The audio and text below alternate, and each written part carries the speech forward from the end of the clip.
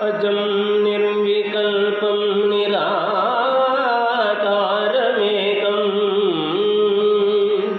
निरानन्दमानन्दमद्वैतरूपं परं निर्गुणं निर्विशेषं निरीहं परब्रह्मरूपं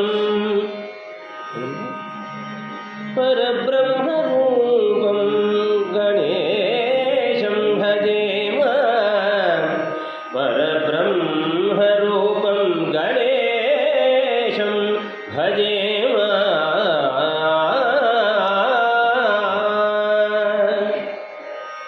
सरस्वती महाभागे विद्ये कमललोचने विश्वरूपे विशालाक्षी विश्वरूपे विशालाक्षी विद्यादेहि नमोस्तुते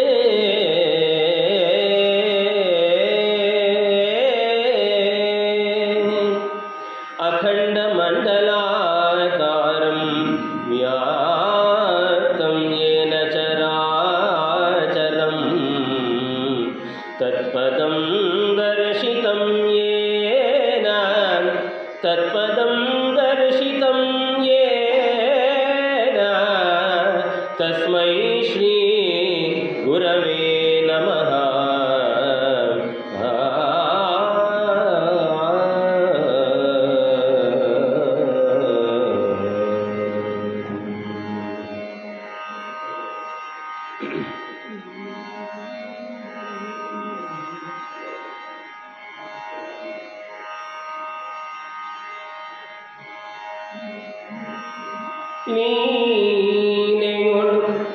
ಓಲೈ ಮಧುರಾಲಾಪದಿ ಪುಷ್ಪರಗಳಿಯಮ್ಮ ಈ ಪಸಪೂಮಾಲಯ ನವಧರಿಸಗಜಾಲೋಲ ಸುಧಾಶೀಲ ಹಂಪೆಯ ವಿರೂಪಾಕ್ಷ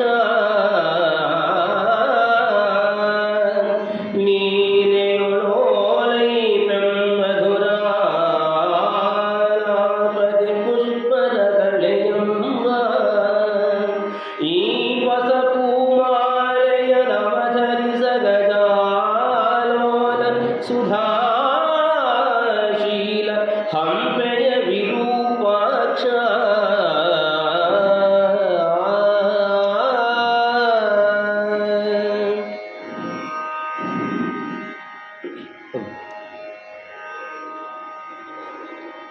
ಶ್ರೀ ಸಕಲ ಸುರವಕುಲ ನಿಕರಂಜಿತ ಚರಣ ಭಾಸುರಾದಿತ್ಯ ಕೋಟಿ ಪ್ರಭಾಸಮಕಿರಣ ಹರುಷದಿಂ ಬೇಡುವೆಂ ನಿಮ್ಮನು ಉತ್ಸವದಿಂದೇ ಕರುಣಿಪುದು ಹಂಪೆಯ ವಿರೂಪಾಕ್ಷ ದಯೆಯಿಂದೇ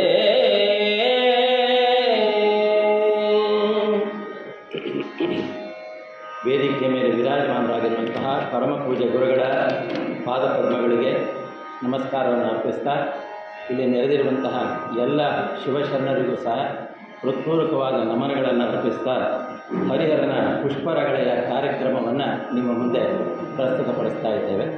ನಾವಿವತ್ತು ಆರಿಸ್ಕೊಂಡಿರೋದು ಬರೀ ಪುಷ್ಪರಗಳೆ ಮಾತ್ರ.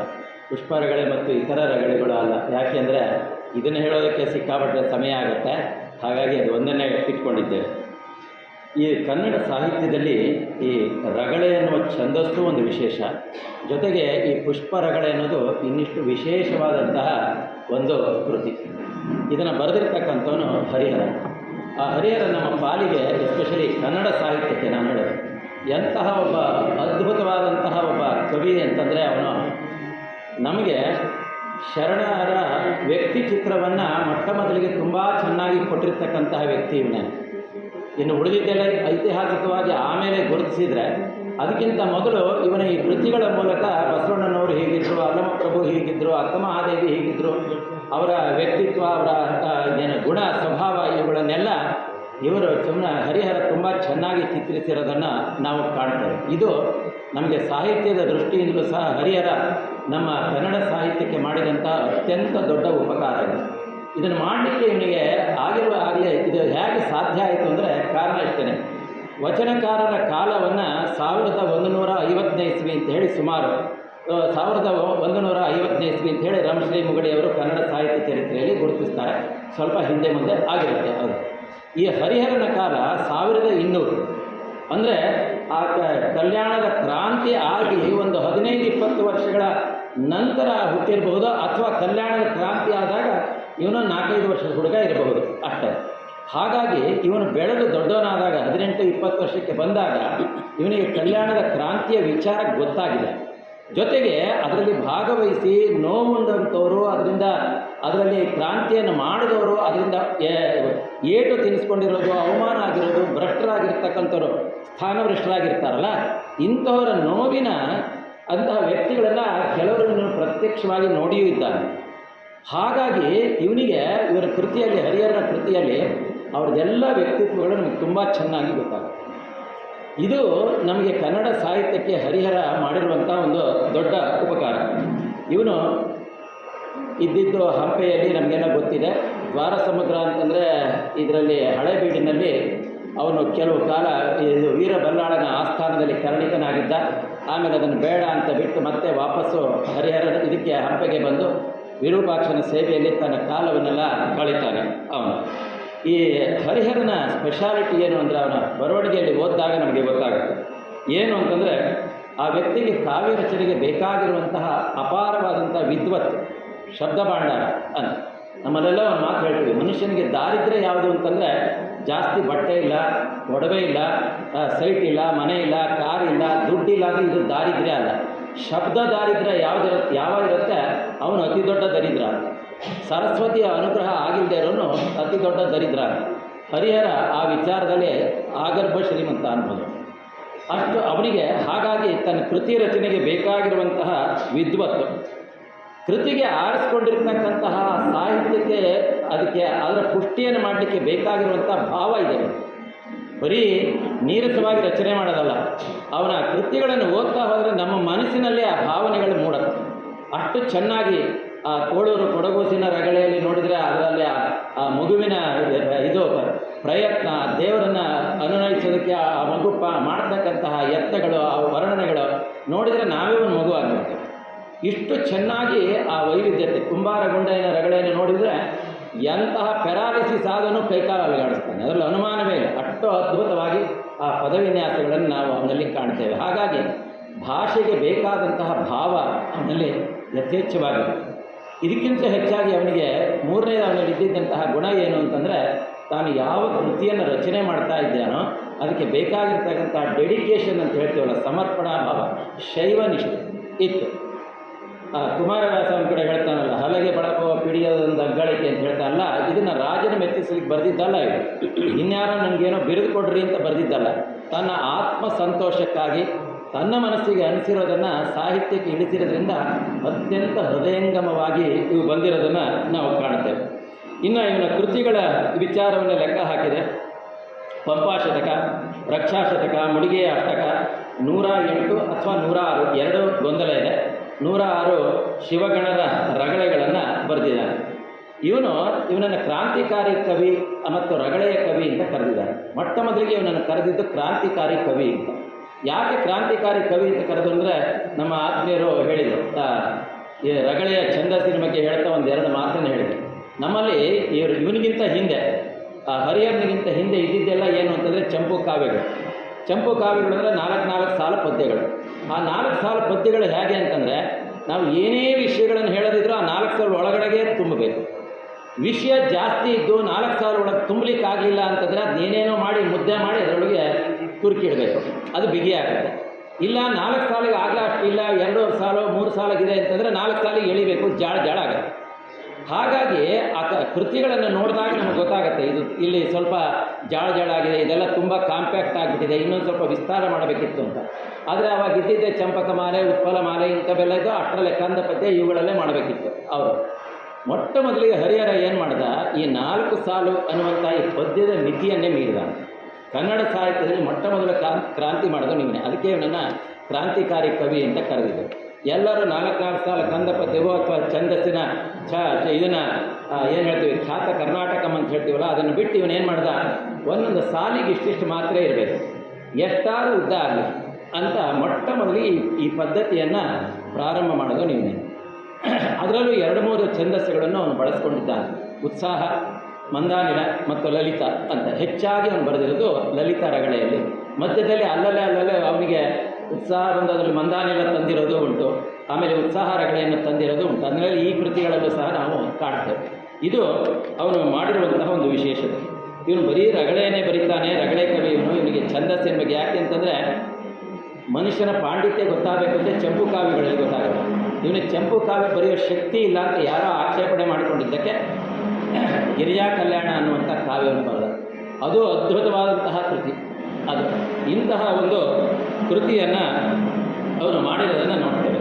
ಈ ರಗಳೆಯನ್ನು ಛಂದಸ್ಸೇನೋ ಇದರಲ್ಲಿರೋದು ಲಲಿತ ರಗಳೆ ಅವನು ಬಳಸಿದ್ದಾನೆ. 2 ಸಾಲಿಗೂ ಆದಿಪ್ರಾಸ ಮತ್ತು ಅಂತ್ಯಪ್ರಾಸ ಬರುತ್ತೆ. ಇದು ವಿಶೇಷ. ಆದಿಪ್ರಾಸ ಅಂದರೆ 2ನೇ ಅಕ್ಷರ ಒಂದೇ ಆಗಿರುತ್ತೆ, ಅಂತ್ಯಪ್ರಾಸ ಅಂದರೆ ಕೊನೆಯ ಅಕ್ಷರ ಒಂದೇ ಆಗಿರುತ್ತೆ. ಇದು 2 ಸಾಲಿಗೂ ಹೀಗೆ ಇರುತ್ತೆ. ಇವನು ಒಂದೇ ಸಲಕ್ಕೆ ಇಷ್ಟೆಲ್ಲ ಕ್ರಾಂತಿ ಮಾಡೋದು ಬೇಡ ಅಂಥೇಳಿ ಆದಿಪ್ರಾಸ ಅಂತ್ಯಪ್ರಾಸ ಇಟ್ಕೊಂಡ ಅಂತ ಕಾಣುತ್ತೆ. ಅವನು ಇಟ್ಕೊಳ್ಳದೆ ಹೋಗಿದ್ರೆ, ಆದಿಪ್ರಾಸ ಅಂತ್ಯಪ್ರಾಸವನ್ನು ಇಟ್ಕೊಳ್ಳದೆ ಒಂದೊಂದು ಸಾಲಿಗೆ 20 ಮಾತ್ರೇನೋ 16 ಮಾತ್ರೇನೋ 12 ಮಾತ್ರೇನೋ ಅಂತ ಬರೀ ಬರೆದು ಬಿಟ್ಟಿದ್ರೆ, ಮುಂದೆ ಕುವೆಂಪು ಅವರಿಗೆ ಮಹಾಛಂದಸ್ಸನ್ನು ಬರೆಯೋ ಅವಕಾಶವೇ ತಪ್ಪೋಗ್ಬಿಡ್ತಿತ್ತು. ಈ ಕೆಲಸವನ್ನು 20ನೇ ಶತಮಾನದಲ್ಲಿ ಯಾವುದನ್ನು ಕುವೆಂಪು ಅವರು ಮಾಡಿದರೋ ಅದನ್ನು 12ನೇ ಶತಮಾನದಲ್ಲಿ ಇಡೀ ಜಗತ್ತಿಗೆ ಮೊಟ್ಟ ಮೊದಲಿಗೆ ಮಾಡಿದಂತಹ ಒಂದು ಹೆಮ್ಮೆ ನಮ್ಮ ಹರಿಹರನಾಗ್ತಾ ಇತ್ತು. ಇದನ್ನು ಬ್ಲ್ಯಾಂಕ್ ವರ್ಕ್ಸ್ ಅಂತ ಇಂಗ್ಲೀಷ್ನಲ್ಲಿ ಏನಿದೆಯೋ ಅದನ್ನೇ ಅವರು ಮುಕ್ತ ಛಂದಸ್ಸು ಅಂತ ಕರೆದು ಅಥವಾ ಮಹಾಛಂದಸ್ಸು ಅಂತ ಏನು ಕರೆದ್ರು, ಆದಿಪ್ರಾಸ ಅಂತ್ಯಪ್ರಾಸವನ್ನು ಬಿಟ್ಟು ಒಂದೊಂದು ಸಾಲಿಗೆ 20 ಮಾತ್ರ ಬರೋ ಹಾಗೆ ಏನು ಮಾಡಿದ್ರು, ಆ ಕೆಲಸವನ್ನು ಹರಿಹರನೇ ಮೊದಲೇ ಮಾಡಿದ್ದಾನೆ. ಆದಿಪ್ರಾಸ ಅಂತ್ಯಪ್ರಾಸ ಇಟ್ಕೊಂಡ. ಅದನ್ನು ಬಿಟ್ಟುಬಿಟ್ಟಿದ್ರೆ 20ನೇ ಶತಮಾನದಲ್ಲಿ ಮಾಡುವಂಥ ಕೆಲಸ ಅವನು 12ನೇ ಶತಮಾನದಲ್ಲೇ ಮಾಡಬಹುದು. ಹಾಗಾಗಿ ಒಂದು ಒಬ್ಬ ವಿಶಿಷ್ಟವಾದಂತಹ ಕವಿ. ಇನ್ನು ಈ ರಗಳೆ ಅಂದರೆ ಹೇಗಿರುತ್ತೆ ಅನ್ನೋದ್ರ ಬಗ್ಗೆ ಒಂದು ಸಣ್ಣ ವಿವರಣೆಯನ್ನು ಕೊಟ್ಟು ನಾವು ಇವತ್ತಿನ ಕಾರ್ಯಕ್ರಮಕ್ಕೆ ಹೋಗ್ಬೋದು. ರಗಳೆ ಅಂದರೆ ಪ್ರಾರಂಭದಲ್ಲಿ ಒಂದು ಕಂದ ಪದ್ಯ ಇರುತ್ತೆ. ಅದರದ್ದೆಲ್ಲ ವಿವರಣೆಯನ್ನು ನಾನು ಕೊಡಲಿಕ್ಕೆ ಹೋಗಲ್ಲ. ಕಂದ ಪದ್ಯ 4 ಸಾಲಿಂದ ಒಂದು ಪದ್ಯ ಕಂದ ಪದ್ಯ ಇರುತ್ತೆ. ಅದರಲ್ಲಿ ದೇವತಾ ಸ್ತುತಿ ಇರುತ್ತೆ. ಅದಾದಮೇಲೆ ರಗಳೆಯ ಛಂದಸ್ಸು ಶುರುವಾಗುತ್ತೆ. ಸಾಮಾನ್ಯವಾಗಿ ಒಂದು ಅಧ್ಯಾಯ, 2ನೇ ಅಧ್ಯಾಯ, 3ನೇ ಅಧ್ಯಾಯ, ಹೀಗೆ ಬೇರೆ ಬೇರೆ ಅಧ್ಯಾಯಗಳಿರುತ್ತೆ. ಒಂದಕ್ಕಿಂತ ಜಾಸ್ತಿ ಅಧ್ಯಾಯ ಇದ್ದರೆ, ಒಂದು ಅಧ್ಯಾಯ ಪದ್ಯ ಇದ್ದರೆ ಅದೇ ರಗಳೆ ಛಂದಸ್ಸಿದ್ರೆ, 2ನೇ ಅಧ್ಯಾಯದಲ್ಲಿ ಗದ್ಯ ಇದೆ. ಇವನು ಹರಿಹರನ ಗದ್ಯ ಅಂತೂ ನಾನು ತಿಳಿದ ಮಟ್ಟಿಗೆ ಕನ್ನಡ ಸಾಹಿತ್ಯದಲ್ಲಿಯೇ ಅನುಪಮವಾದ ಗದ್ಯ ಇದೆ. ಭಾಳ ಸೊಗಸು. ಎಸ್ಪೆಷಲಿ ಬಸವರಾಜ ದೇವರ ರಗಳೆಯಲ್ಲಿ ಅದನ್ನೆಲ್ಲರೂ ಗುರುಗಳ ಅನುಗ್ರಹದಿಂದ ನಮಗೆಲ್ಲೆಲ್ಲರೂ ವಾಚನನೋ ವ್ಯಾಖ್ಯಾನವೋ ಮಾಡಲಿಕ್ಕೆ ಅಥವಾ ಅದರದ್ದು ಉಪನ್ಯಾಸ ಮಾಡಲಿಕ್ಕೆ ಅವಕಾಶ ಸಿಕ್ಕಾಗ ಅದರ ಬ್ಯೂಟಿ ಏನು ಅಂತ ಗೊತ್ತಾಗುತ್ತೆ. ಹರಿಹರ ಬಸವರಾಜರ ಕೈಯಲ್ಲಿ, ಬಸವಣ್ಣನ ಕೈಯಲ್ಲಿ ಇವನು ಹಂಪೆಯ ವಿರೂಪಾಕ್ಷ ಬಸವಣ್ಣನ ಮುಖದಿಂದ ಅವನ ಕೈಗೆ ಆತ್ಮಲಿಂಗವನ್ನು ಕೊಟ್ಟ ಅನ್ನೋದೊಂದು ವರ್ಣನೆ ಮಾಡ್ತಾನೆ. ಇಷ್ಟು ಅದ್ಭುತ ಕನ್ನಡದಲ್ಲಿ ಆ ಪದಗಳ ವಿನ್ಯಾಸ ಇವೆಲ್ಲ ನೋಡಿದರೆ ಹಬ್ಬ ಎಷ್ಟು ಸಂಪತ್ತಿದೆ ಇದರಲ್ಲಿ ಅಂತ ಏನು ಬಸವನೇ ಸತಿಯಾಗಿ ಲಿಂಗನೇ ಪತಿಯಾಗಿ ಆ ಜನನ ಮರಣಗಳೆಂಬ ಪರದೆ ಹಿಡಿಯೇ ಎಷ್ಟು ವರ್ಣನೆ ಮಾಡ್ತಾನಂತ. ಒಂದು ವಿವಾಹ ಅನ್ನೋದು ವರ್ಣನೆ ಮಾಡ್ತಾನೆ ಅಷ್ಟು ಚೆನ್ನಾಗಿ. ಹಾಗಾಗಿ ಅದ್ಭುತವಾದಂತಹ ಗದ್ಯ ಅವನು ಕನ್ನಡ ಸಾಹಿತ್ಯದಲ್ಲಿ ಅನುಪಮ ಅನ್ನೋದು. ಇದಾದಮೇಲೆ ಮತ್ತೆ ರಗಳೆ ಇರುತ್ತೆ. ಆಮೇಲೆ ಕೊನೆಗೆ ಎಂಡಾಗೋದೇನು ಅಂದರೆ ಒಂದು ಕಂದ ಪದ್ಯದಿಂದ ಎಂಡಾಗುತ್ತೆ. ಕೊನೆಗೆ ಯಾವುದಾದ್ರು 1-2 ವೃತ್ತಗಳಲ್ಲಿ ಛಂದಸ್ಸಿನಲ್ಲಿ ಎಂಡಾಗುತ್ತೆ. ಇಂಥದ್ದು ಈ ರಗಳೆಯ ಸ್ವರೂಪ. ನಾವಿವತ್ತು ಪುಷ್ಪರಗಳೆ ಅನ್ನುವಂಥ ಒಂದು ಕೃತಿಯನ್ನು ಆರಿಸ್ಕೊಂಡಿದ್ದೇವೆ. ಇದರಲ್ಲಿ ಏನೇನೂ ಕಥೆ ಇಲ್ಲ ಇದರಲ್ಲಿ. ಹರಿಹರ ತೋಟಕ್ಕೆ ಹೋಗಿ ಅಲ್ಲಿರ್ತಕ್ಕಂಥ ಹೂಗಳನ್ನು ಕಿತ್ಕೊಂಡು ಬಂದು ಬಿಡಿಸ್ಕೊಂಡು ಬಂದು ಅದನ್ನು ಭಗವಂತನಿಗೆ ವಿರೂಪಾಕ್ಷನಿಗೆ ಅರ್ಪಿಸಿ ಪೂಜೆ ಮಾಡಿದ ಅನ್ನೋದಿಷ್ಟೇ. ಒಂದು ವಾಕ್ಯದಲ್ಲಿ ಮುಗಿಬಹುದಾದಂತಹ ಒಂದು ಕಥೆಯನ್ನು ಸುಮಾರು ಒಂದು 300-350 ಸಾಲಿನಲ್ಲಿ ಅವನು ಬೆಳೆಸಿದ್ದಾನೆ. ವಿಶೇಷ ಇರೋದು ಏನು ಅಂತಂದರೆ ಅವನಿಗೆ ಇರುವಂತಹ ಒಂದು ಭಕ್ತಿ. ನಾವೆಲ್ಲ ಪೂಜೆ ಮಾಡೋದೇನು ಅಂದರೆ ನಮಗೊಂದು ಪೂಜೆ ಅಂದರೆ ಏನೋ ಒಂಥರ ಪ್ರಾರಬ್ಧ ಇದ್ದಂಗೆ, ಅಯ್ಯೋ ದಿನ ಅದೊಂದು ಪೂಜೆ ಗಂಟು ಬಿದ್ದುಬಿಟ್ಟಿದೆ ಅಂತೀವಿ. ಸಾಧ್ಯವಾದಷ್ಟು ತಪ್ಪಿಸ್ಗಳಿಗೆ ನೋಡ್ತೀವಿ ನಾವು. ನನ್ನಲ್ಲಿ ಯಾರು ಇದ್ದರೆ ನೀನು ಪೂಜೆ ಮಾಡಿಬಿಡಿ ಇವತ್ತು ಅಂತ ಹೇಳ್ಬಿಡ್ತೀವಿ. ಅದಕ್ಕೆ ನಾವು ತಪ್ಪಿಸ್ಕೊಳ್ಳಿಕ್ಕೆ ನೋಡ್ತೀವಿ. ಆ ಪೂಜೆಯನ್ನು ಹೇಗೆ ಮಾಡಬೇಕು, ಅದರಲ್ಲಿ ಎಷ್ಟು ಚೆನ್ನಾಗಿ ಆನಂದವನ್ನು ಅನುಭವಿಸಬೇಕು ಅಂತ ಅನ್ನೋದು ಹರಿಹರನ ಈ ಪುಷ್ಪರಾಗದಲ್ಲಿ ಬರುತ್ತೆ. ಇದೊಂದು ಇಡೀ ಕನ್ನಡ ಸಾಹಿತ್ಯದಲ್ಲಿಯೇ ಹೂಗಳನ್ನು ಇಷ್ಟು ಅದ್ಭುತವಾಗಿ ಮಾತಾಡಿಸಿದಂಥ ಕೃತಿ ಇನ್ನೊಂದಿಲ್ಲ. ನಭೂತೋ ನ ಭವಿಷ್ಯತಿ ಅಂತ ಹೇಳ್ತಾರಲ್ಲ, ಅಂತಹ ಒಂದು ಕೃತಿ. ಈಗ ಇಂತಹ ಪುಷ್ಪರಗಳಲ್ಲಿ ಏನಾಗ್ತಾ ಇದೆ ಅಂತ ಅನ್ನೋದನ್ನು ನೋಡೋಣ. ಮುಂದೆ ಅವನೇ ಹೇಳ್ತಾನೆ, ಹರಿಹರ ತನ್ನ ಹೆಸರನ್ನು ಮುಂದೆ ಒಂದು ಕಡೆಗೆ ಹಾಕ್ಕೊಳ್ತಾನೆ. ಮುಂದೆ ಅವನು ಒಂದು ಸಲ ಎಂತೆನಲು ನಿನ್ನ ಗೀತ ಅದಲ್ವಾ ಎಂತೆನಲು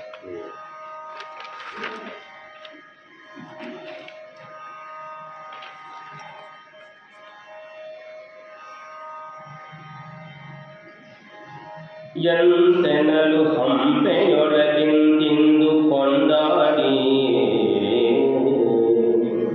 ಮುಂದೆ ಜಾವದಳು ಘಸಿಗೋರ್ಧನು ಮಾಡಿ ಪರಿಮಳವ ಸರದಂತೆ ಬಿಗಿದು ನೈದೊಪ್ಪಿದ್ದ ಹರಿವರಿಯ ಕರಡಗೆಯ ನಾಂದು ಕೊಂದೆಸೆದಿದ್ದ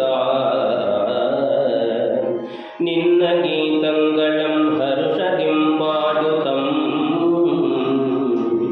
ನಿನ್ನ ಪದ್ಯಂಗಳಂ ಪುಳಗಿಸೊತ್ತ ಓದುತಂ ನಿನ್ನವರ ಕೀರ್ತಿಯಂ ಕೈವಾರಿಸುತ್ತೆ ಬರುತ್ತೇ ನಿನ್ನವರ ಮೂರ್ತಿಯಂ ನೆನೆದು ಕರಗುತ್ತೆ ಬರುತ್ತೇ ಪರಿಮಳದ ಸುಗ್ಗಿ ಸಂರಂಭದ ಸಂಗನಿಯನಿಪ ಸುರುಚಿರಾಮೋದರ ಸಾಂಬೋಧಿಯಂದೆನಿಪ ಉರವನಿಯ ಕಂಪಿನ ಪರಮ ಸೀಮೆಯಂದೆನಿಪ ಸುರತರು ಸುಗಂಧದ ತವರ್ಮನೆಯಂದೆನಿಪ ಪೂದೋತಮಂ ದೂರದಿಂ ಕಂಡು ಸೋಂಪೇರಿ ಆದ ಪರಮಾನಂದದಿಂದೊಲಿದು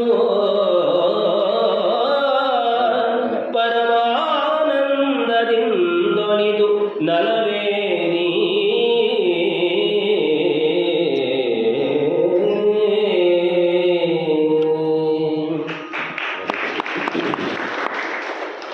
ಎಷ್ಟು ಅದ್ಭುತವಾಗಿ ನಮ್ಮ ಒಂದು ಏನು ಹೇಳ್ತೀವಿ ರುಟೀನ್ ಅಂತ ಇಂಗ್ಲೀಷಲ್ಲಿ ಹೇಳ್ತೀವಲ್ಲ, ದಿನಚರ್ಯೆ ಅನ್ನೋದು ಹೇಗಿರಬೇಕು ಅನ್ನೋದನ್ನು ಎಷ್ಟು ಅದ್ಭುತವಾಗಿ ಹರಿಹರ ವರ್ಣನೆ ಮಾಡ್ತಾ ಇದ್ದಾನೆ ಅನ್ನೋದು ನೋಡಿ. ಇದರಲ್ಲಿ ಹಂಪಿಯೊಳಗೆ ಇದ್ದಾನೆ ಹರಿಹರ. ಅವನು ಮುಂದೆ ಜಾವದೊಳು ಯಾವಾಗ ಏಳಬೇಕು ಮನುಷ್ಯ ಅಂತನ್ನೋದು ನಾವೆಲ್ಲ ಅನೇಕ ಸಲ ಹೇಳ್ತಿರ್ತೀವಿ. ನಾವೆಲ್ಲ ಸೂರ್ಯವಂಶೀಯರು. ನಾವು ನಮ್ಮ ಕಣ್ಣುವನ್ನು ಕಮಲ ಅರಳೋದು ಸೂರ್ಯ ಕಿರಣ ಬಿದ್ದ ಮೇಲೆ ಅಂತೀವಿ. ಕಣ್ಣುವನ್ನು ಕಮಲ ಅರಳಬೇಕು ಅಂದರೆ ಸೂರ್ಯ ಕಿರಣ ನಮ್ಮ ಮೇಲೆ ಬೀಳಬೇಕು ಅಂತ ಕವಿ ಎಷ್ಟು ವರ್ಣನೆ ಮಾಡ್ತಾನೆ. ಮುಂದೆ ಜಾವದೊಳಗೆ ಬ್ರಾಹ್ಮಿ ಮುಹೂರ್ತದಲ್ಲಿ ಹೇಳಬೇಕು ಅಂತ ಹರಿಹರ ಹೇಳೋದು. ಯಾವಾಗಲೂ ಅಷ್ಟೇ ಸೂರ್ಯ ಕಿರಣಗಳು ಮುಂದೆ ಆ ಸಾಲಲ್ಲಿ ಬರುತ್ತೆ, ಆವಾಗ ಅದನ್ನು ಹೇಳ್ತೀವಿ. ಸೂರ್ಯ ಕಿರಣಗಳು ನಮ್ಮ ಮೇಲೆ ಮುಟ್ಟಬಾರದು, ಆವಾಗ ನಾವು ಎದ್ದಿರಬೇಕು ಅಂತ. ಬ್ರಾಹ್ಮಿ ಮುಹೂರ್ತದೊಳಗೆ ಎದ್ದು ಅಷ್ಟೊಳಗೆ ಮುಂದೆ ಜಾವದೊಳಗೆ ಎದ್ದು ಮುಂದೆ ಏನು ಮಾಡೋದು, ಅವನು ಎಷ್ಟು ಅದ್ಭುತವಾದ ವಿವರಣೆಯನ್ನು ಕೊಡ್ತಾನೆ ನೋಡಿ ನಮ್ಮ ಬದುಕು ಹೇಗಿರಬೇಕು ಅಂತ. ಭಸಿತೋ ಧೂಳನಂ ಮಾಡಿ ಹಣೆಗೆ ವಿಭೂತಿಯನ್ನಿಟ್ಟು ಅಂತ ಬಸವಣ್ಣವ್ರು ಏನು ಹೇಳ್ತಾರೆ, ನಮ್ಮ ಕೂಡಲ ಸಂಗನ ಶರಣರ ನೊಸಲಿಗೆ ವಿಭೂತಿಯೇ ಶೃಂಗಾರ, ಬೇರೆ ಯಾವುದೂ ಅಲ್ಲ ಅಲಂಕಾರ. ನಾವೆಲ್ಲ ಹೊರಗಡೆ ಹೋಗ್ಬೇಕಾದ್ರೆ ಹೀಗೆ ಅನ್ಕೊಳ್ತಿರ್ತೀವಿ, ಡಿಯೋಡ್ರೆಂಟ್ ಹಾಕೊಂಡಿವಿ ಅಂತಿರ್ತೀವಲ್ಲ. ನೋಡಿ ಅವರು ಎಷ್ಟು ಚೆನ್ನಾಗಿ ಮನೆಯಿಂದ ಹೊರಡ್ತಾ ಇದ್ದಾನೆ ಹೂ ತೊಗೊಂಡು ಬರೋದಕ್ಕೆ. ಅದಕ್ಕೆ ಅವನು ಮೊದಲು ಮಾಡಿರ್ತಕ್ಕಂತಹ ಕೆಲಸ ಏನು ಅಂತಂದರೆ ಕೂಡಲ ಸಂಗನ ಶರಣರ ನೊಸಲಿಗೆ ವಿಭೂತಿಯ ಶೃಂಗಾರ, ಆ ಅಲಂಕಾರವನ್ನು ಮಾಡಿಕೊಂಡು ಹೊರಟ. ಆಮೇಲೆ ಜೊತೆಗೆ ಇಷ್ಟೇ ಅಲ್ಲ, ಮತ್ತಿನ್ನೇನು ಮಾಡ್ಕೊಂಡಿದ್ದಾನೆ ಕಳೆದ ಹರವರೆಯ ಕರಡಿಗೆಯ ನಾಲ್ಕುಕೊಂಡು ಎಸೆದಿರುತ್ತ ಕೊರಳಿಗೆ ಕರಡಿಗೆಯನ್ನು, ಶಿವನ ಕರಡಿಗೆಯನ್ನು ಹಾಕ್ಕೊಂಡಿದ್ದಾನೆ ಅಂತ ಭಾಳ ಚೆನ್ನಾಗಿ ಹೇಳ್ತಾರೆ. ಇವೆಲ್ಲ ಹೇಳಿದ್ದಲ್ಲ, ಎಷ್ಟು ವಿಸ್ತಾರವಾಗಿ ವಿವರಣೆಯನ್ನು ಮಾಡಬಹುದು ಅಂತಂದರೆ ಅಲ್ಲಮ ಪ್ರಭು ಸಿದ್ಧರಾಮರ ವಿಚಾರ ನಮ್ಗೆ ಗೊತ್ತಿದೆ. ಸಿದ್ಧರಾಮ ಕರ್ಮಯೋಗಿ, ಅಲ್ಲಮ ಪ್ರಭು ಮಹಾಜ್ಞಾನಿ, ಶಂಭೋಮೂರ್ತಿ ಚರತಿ ಭುವನೇ ಅಲ್ಲಮಾಚಾರ್ಯ ರೂಪ ಅಂತ ಕರೆದಿದ್ದಾರೆ ಅವನ್ನ. ಸಾಕ್ಷಾತ್ ಈಶ್ವರನೇ ಭೂಮಿಯಲ್ಲಿ ಅಲ್ಲಮಾಚಾರ್ಯನಾಗಿ ತಿರುಗಾಡಿದ್ದಾನೆ. ಆ ರೀತಿಯಾಗಿ ತಿರುಗಾಡಿದ್ದಾರೆ ಅವರು, ಸಾಕ್ಷಾತ್ ಈಶ್ವರನ ರೂಪ ಅಂತ. ಅವರು ಅಲ್ಲ ಇವರನ್ನ ಯಾರನ್ನ ಸಿದ್ಧರಾಮನ ಭೇಟಿಯಾಗಿ ಅವರದ್ದೆಲ್ಲ ಚರ್ಚೆ ನಡೆಯುತ್ತೆ. ನೀನು ಬರೀ ಕರ್ಮ ಮಾರ್ಗದಲ್ಲಿದೆಯಾ, ಇದು ಯೋಗ್ಯ ಅಲ್ಲ, ಜ್ಞಾನ ಮಾರ್ಗಕ್ಕೆ ತಿರುಗಬೇಕು ಅಂತಂದರು. ಅವರನ್ನು ಕರ್ಕೊಂಡು ಬಂದರು. ಆವಾಗ ಅವರು ಶಿಷ್ಯ ಆದ. ಅಲ್ಲಿಂದ ಅವ್ರು ಎಲ್ಲಿಗೆ ಬಂದರು, ಸ್ವರ್ಣಲಿಗೆಯಿಂದ ಕಲ್ಯಾಣಕ್ಕೆ ಬಂದರು. ಬಂದಾಗ ನೋಡಿ ಅಲ್ಲಮ ಪ್ರಭುವಿನ ಜ್ಞಾನ ಮಾರ್ಗ ಹೇಗಿದೆ ಅಂತಂದರೆ ಅವರ ಕೊರಳಲ್ಲಿ ಕರಡಿಗೆ ಇದೆ. ಆದರೆ ಅವರು ಆ ಸಿದ್ಧಾಂತವನ್ನು ಇವನ ಮೇಲೆ ಹೇರಿರೋದಿಲ್ಲ. ಯಾರು ಸಿದ್ದರಾಮನ ಮೇಲೆ ಹೇರಿರೋದಿಲ್ಲ ಅವರು. ಅಲ್ಲಿ ಬಂದಾಗ ಚನ್ನಬಸವಣ್ಣ ಅಂತ ಹೇಳಿ ಒಬ್ಬ ಬಹಳ ಪ್ರಸಿದ್ಧನಾದ ಆಚಾರಶೀಲನಾದಂತಹ ವಚನಕಾರ, ನಮ್ಮ ಬಸವಣ್ಣನವರಿಗೆ ಸೋದರ ಅಳಿಯನೂ ಹೌದು ಅವನು ಹೇಳ್ತಾರೆ, ಅವರು ಚನ್ನಬಸವಣ್ಣ ಹೇಳ್ತಾರೆ, ನೋಡಿ ಇವರು ಭವಿ ಇವರು, ಯಾಕೆಂದರೆ ಕೊರಳಿಗೆ ಲಿಂಗಧಾರಣೆಯಾಗಿಲ್ಲ, ಇವ್ರ ಮುಖ ನೋಡಬಾರದು ಅಂತ. ಹಾಗೆ ಅಂದಾಗ ಅವರಿಗೂ ಮತ್ತು ಅಲ್ಲಮಪ್ರಭುವಿಗೂ ಬಹಳ ಚರ್ಚೆ ನಡೆಯುತ್ತೆ. ಇದಾಗಲೇಬೇಕು ಅಂತೇನಿಲ್ಲ, ಮನುಷ್ಯನಿಗೆ ಇದು ಬಹಿ ಅಲಂಕಾರಗಳು ಬೇಕಾಗಿಲ್ಲ, ಅಂತರಂಗದಲ್ಲಿ ಭಾವ ತುಂಬಿದರೆ ಸಾಕು, ಶಿವಭಾವ ತುಂಬಿದರೆ ಸಾಕು, ಇದು ಹೊರಗಡೆಗೆ ತೋರಿಸ್ಬೇಕಾದಿಲ್ಲ ಅಂತ ಇದು ಅಲ್ಲಮಪ್ರಭುವಿನ ನಿಲುವು ಹೌದು, ಅದನ್ನು ವ್ಯಕ್ತವೂ ಮಾಡ್ತಾರೆ. ಅದನ್ನು ಮಾಡಿದರೆ ಚನ್ನಬಸವಣ್ಣ ಹೇಳ್ತಾರೆ, ಆದರೆ ನಿಮ್ಮ ಅಂತರಂಗದಲ್ಲಿ ಈ ನಿಲುವು ಇದೆ ಅಂತ ಹೊರಗಡೆ ಹೆಂಗೆ ಗೊತ್ತಾಗುತ್ತೆ ಸಮಾಜಕ್ಕೆ, ಹಾಗಾಗಿ ಇದು ಬೇಕು ಅಂತ. ನೋಡಿ ಎಷ್ಟು ಚೆನ್ನಾಗಿದೆ. ನಾವು ಒಳ್ಳೆಯರಾಗಿದ್ದೀವಿ ಅನ್ನೋದು ಒಂದೇ ಮುಖ್ಯ ಅಲ್ಲ, ನಾವು ಒಳ್ಳೆಯರಾಗಿದ್ದೀವಿ ಅಂತ ಸಮಾಜಕ್ಕೂ ಗೊತ್ತಾಗಬೇಕು ಅಂತ. ಇದಿಲ್ಲದೆ ಹೋದರೆ ಜನಕ್ಕೆ ನಾವು ಚೆನ್ನಾಗಿ ನಡ್ಕೊಳ್ತಾ ಇದ್ದೀವಿ ಅಂತ ಹೇಗೆ ಗೊತ್ತಾಗುತ್ತೆ. ಆದ್ದರಿಂದ ಈ ಸಮಾಜದ ತೋರಿಕೆಗಾಗಿ ಆದರೂ ನಾವು ಇದನ್ನು ಮಾಡಲೇಬೇಕು ಅಂತ ಹೇಳ್ತಾರೆ. ಅವಾಗಲೂ ಅಲ್ಲಮಪ್ರಭು ಹೇಳೋದೇನು ಅಂದರೆ, ಸರಿಯಪ್ಪ ಹಾಗಾದ್ರೆ ನಿನಗೆ ಇಷ್ಟ ಆದರೆ ನೀನು ಬೇಕಾದ್ರೆ ಅವನಿಗೆ ಲಿಂಗ ದೀಕ್ಷೆಯನ್ನು ಕೊಡು, ಲಿಂಗಧಾರಣೆಯನ್ನು ಮಾಡಿಸು ಅಂತ ಹೇಳಿ ಅವರ ಮೂಲಕ ಚನ್ನಬಸವಣ್ಣನ ಮೂಲಕ ಮಾಡಿಸ್ತಾರೆ ಹೊರತು ತಾವು ಮಾಡೋದಿಲ್ಲ. ಇದನ್ನು ಚಾಮರಸನ ಪ್ರಭುಲಿಂಗ ಲೀಲೆಯಲ್ಲಿ ಭಾಳ ಅದ್ಭುತವಾಗಿ ವರ್ಣನೆ ಮಾಡಿರೋದನ್ನು ನಾವು ಕಾಣ್ತೇವೆ. ಅದರ ಅರ್ಥ ಏನು ಅಂತಂದರೆ, ಶಿವರಿಗೆ ಏನಪ್ಪ ಅಂದರೆ ಶೈವರು ಅಂತ ಅನ್ಬೇಕು ಅಂದರೆ, ಶಿವಭಕ್ತ ಅಂತ ಅನ್ಬೇಕು ಅಂತಂದರೆ ಅಂಗದ ಮೇಲೆ ಲಿಂಗ ದೀಕ್ಷೆ ಇರಲೇಬೇಕು, ಇಲ್ಲದೆ ಹೋದರೆ ಆಗೋದಿಲ್ಲ. ಅದಕ್ಕೆ ನೋಡಿ, ಅವನ ಮನೆಯಿಂದ ಹೊರಟ ತಕ್ಷಣಕ್ಕೆ ಏನು ಹರಬರಿಯ ಕರಡಿಗೆಯ ನಾಲ್ಕುಕೊಂಡು ಎಸೆದಿರ್ದ ತನ್ನ ಎದೆಯ ಮೇಲೆ ಕರಡಿಗೆಯನ್ನು ಹಾಕ್ಕೊಂಡಿದ್ದಾನೆ. ಸರಿ, ಆಮೇಲೆ ಹೋಗಬೇಕಾದ್ರೆ ಹೇಗೆ ಹೋದ? ನಮ್ಮ ರೀತಿ ನೀತಿಗಳು ಹೆಂಗಿರಬೇಕು, ನಾವೆಲ್ಲ ಹೇಗೆ ಜಪ ಮಾಡ್ತಿರ್ತೀವಿ ಅಂದರೆ ನಾನು ಅನೇಕ ಸಲ ಹೇಳ್ತಿರ್ತೀವಿ, ನಮ್ಮದೆಲ್ಲ ಜಪಗಳು ಟಿ ವಿ ಮುಂದೆ ಜಪ ನಮ್ಮದೆಲ್ಲ. ಆ ಸೀರಿಯಲ್ ಶುರುವಾಯಿತು ಅಂತ ಹೇಳಿ ನಮ್ಮ ಜಪ ನಿಲ್ಲಂತ ಹೇಳಿ ಆ ಮಣಿ ತಿರುಗಿಸೋದು ನಿಲ್ತೀವಿ. ಅಡ್ವರ್ಟೈಸ್ಮೆಂಟ್ ಶುರುವಾಗ್ತ ಹೇಳಿ ನಮ್ಮ ಜಪ ಶುರುವಾಗುತ್ತೆ. ಹಾಗಾಗಿ ನಮ್ಮ ಜಪ ಒಂಥರ ಫಿಲ್ಲರ್ ಇದ್ದಂಗೆ ಅದು. ಅಲ್ಲಿ ಸೀರಿಯಲ್ ಶುರುವಾಗ್ತ ಹೇಳಿ ಇಲ್ಲಿ ಜಪಮಾಲೆ ನಿಂತುಬಿಡುತ್ತೆ. ಆಮೇಲೆ ಯಾವಾಗ ಅದು ಅಡ್ವರ್ಟೈಸ್ಮೆಂಟ್ ಶುರುವಾಗುತ್ತೆ ಆವಾಗ ನಾವು ಓಂ ನಮಃ ಶಿವಾಯ ಅನ್ನೋಕ್ಕೆ ಶುರು ಮಾಡೋದು. ಆದರೆ ನೋಡಿ ಎಷ್ಟು ಚೆನ್ನಾಗಿ ಹೇಳ್ತಾರೆ ಇಲ್ಲಿ ವಚನಕಾರ ಹರಿಹರ, ಎಷ್ಟು ಚೆನ್ನಾಗಿ ಹೇಳ್ತಾರೆ ಅಂತಂದರೆ, ನಿನ್ನ ಗೀತಂಗಳಂ ಹರ್ಷದಿಂ ಪಾಡುತ್ತಂ, ನನ್ನ ನಾಲಿಗೆಯಲ್ಲಿ ಏನು ಬೇಕು ನಿನ್ನ ಗೀತೆಗಳನ್ನು, ಶಿವಚರಣದ ನುಡಿಗಳನ್ನೇ ನಾನು ಆಡಬೇಕು ಅಂತ. ಮಲಗಿ ಪರಮಾದರದಲ್ಲಿ ಪಾಡಲು ಒಬ್ಬ ಇವರು ಹರಿದಾಸರು ವರ್ಣನೆ ಮಾಡ್ತಾರೆ, ಮಲಗಿ ಪರಮಾದರದಿ ಪಾಡಲು ಕುಳಿತು ಕೇಳುವ. ನಾವು ಮಲ್ಕೊಂಡು ಹಾಡಿದರೆ ಕುಳಿತು ಕೇಳುವ, ಭಗವಂತ ಕೂತ್ಕೊಂಡು ಕೇಳ್ತಾನೆ. ಕುಳಿತು ಪಾಡಲು ನಿಲ್ಲುವ, ನಾವು ಕೂತ್ಕೊಂಡು ಹಾಡಿದರೆ ಅವನು ನಿಂತ್ಕೊಂಡು ಕೇಳ್ತಾನೆ. ನಿಂತರೆ ನಲಿವ, ನಾವು ನಿಂತ್ಕೊಂಡು ಹಾಡಿದರೆ ಅವನು ಕುಣಿಲಿಕ್ಕೆ ಶುರು ಮಾಡ್ತಾನೆ.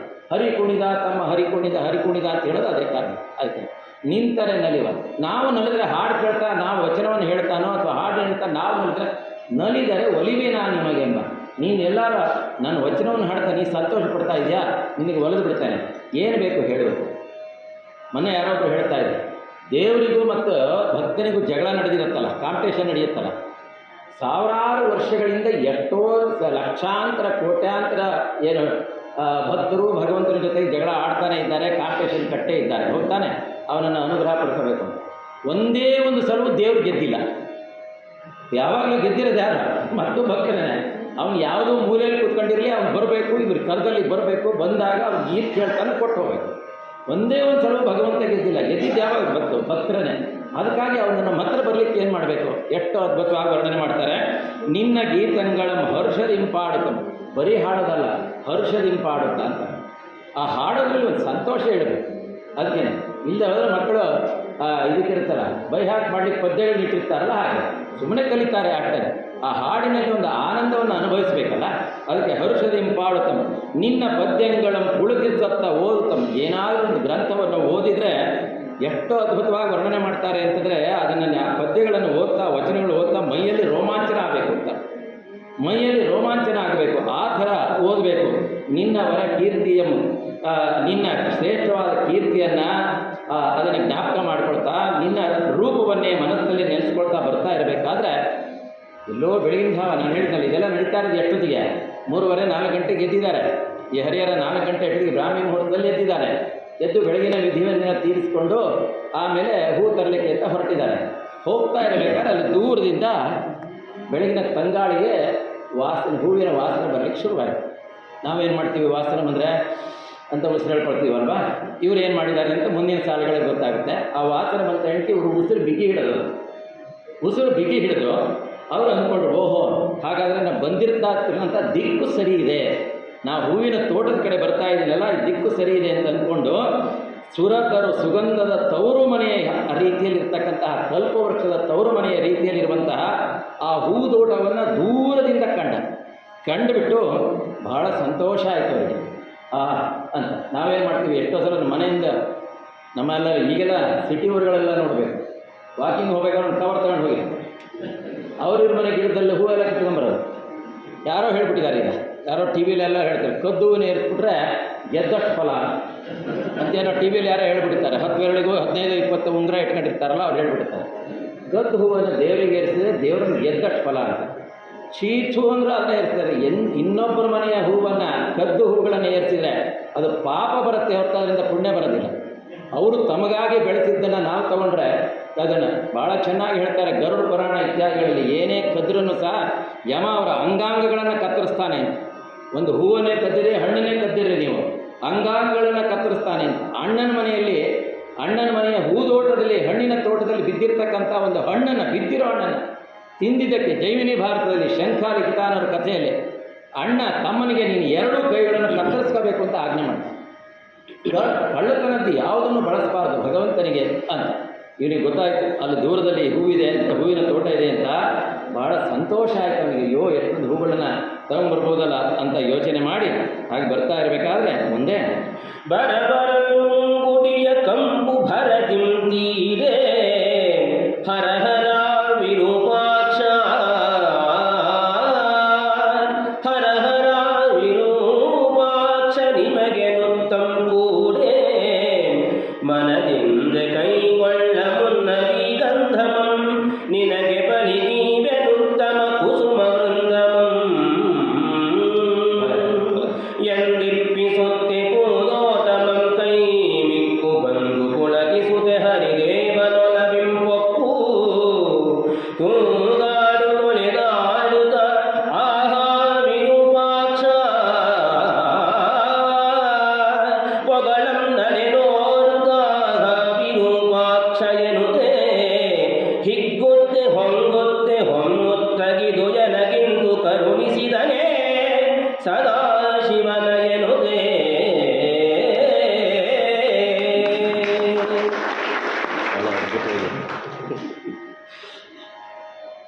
ಆಮೇಲೆ ಬರ್ತಾ ಇರಬೇಕಾದ್ರೆ ಬೆಳಗಿನ ಹೊತ್ತಿನಲ್ಲಿ ಗಾಳಿ ಜಾಸ್ತಿ ಜೋರಾಗಿ ಬೀಸಲ್ಲ, ಹಿತವಾಗಿ ಬೀಸ್ತಾ ಇರುತ್ತೆ. ಆ ಗಾಳಿಯ ವಾಸನೆ ಬಂದ ತಕ್ಷಣಕ್ಕೆ ನೋಡಿ, ನಾವೆಲ್ಲರೂ ಏನಾದ್ರು ಹೂ ತೊಗೊಂಡ್ಬರ್ಲಿಕ್ಕೆ ಹೋದಾಗ ಏನು ಮಾಡ್ತೀವಿ, ಫಟ್ಟದ್ರ ವಾಸನೆ ನೋಡ್ತೀವಿ, ಹಾಂ ಚೆನ್ನಾಗಿ ತೊಗೋಬೋದು ಅಂತೀವಿ. ಹಣ್ಣುಗಳನ್ನೇನಾದ್ರು ಶಿವರಾತ್ರಿಗೋ ಯಾರು ಹಣ್ಣು ತರಬೇಕು ಅಂತಂದರೆ ಅದಕ್ಕೆ ಚಂದ್ರಿಕೆ ಅಂತ ಹಾಕ್ಕೊಂಡು ಹೋಲ್ ಮಾಡಿ ಆ ಹಣ್ಣು ಚೆನ್ನಾಗಿದೆಯಾ ಅಂತ ನೋಡ್ತಾ ಇರ್ತೀವಿ.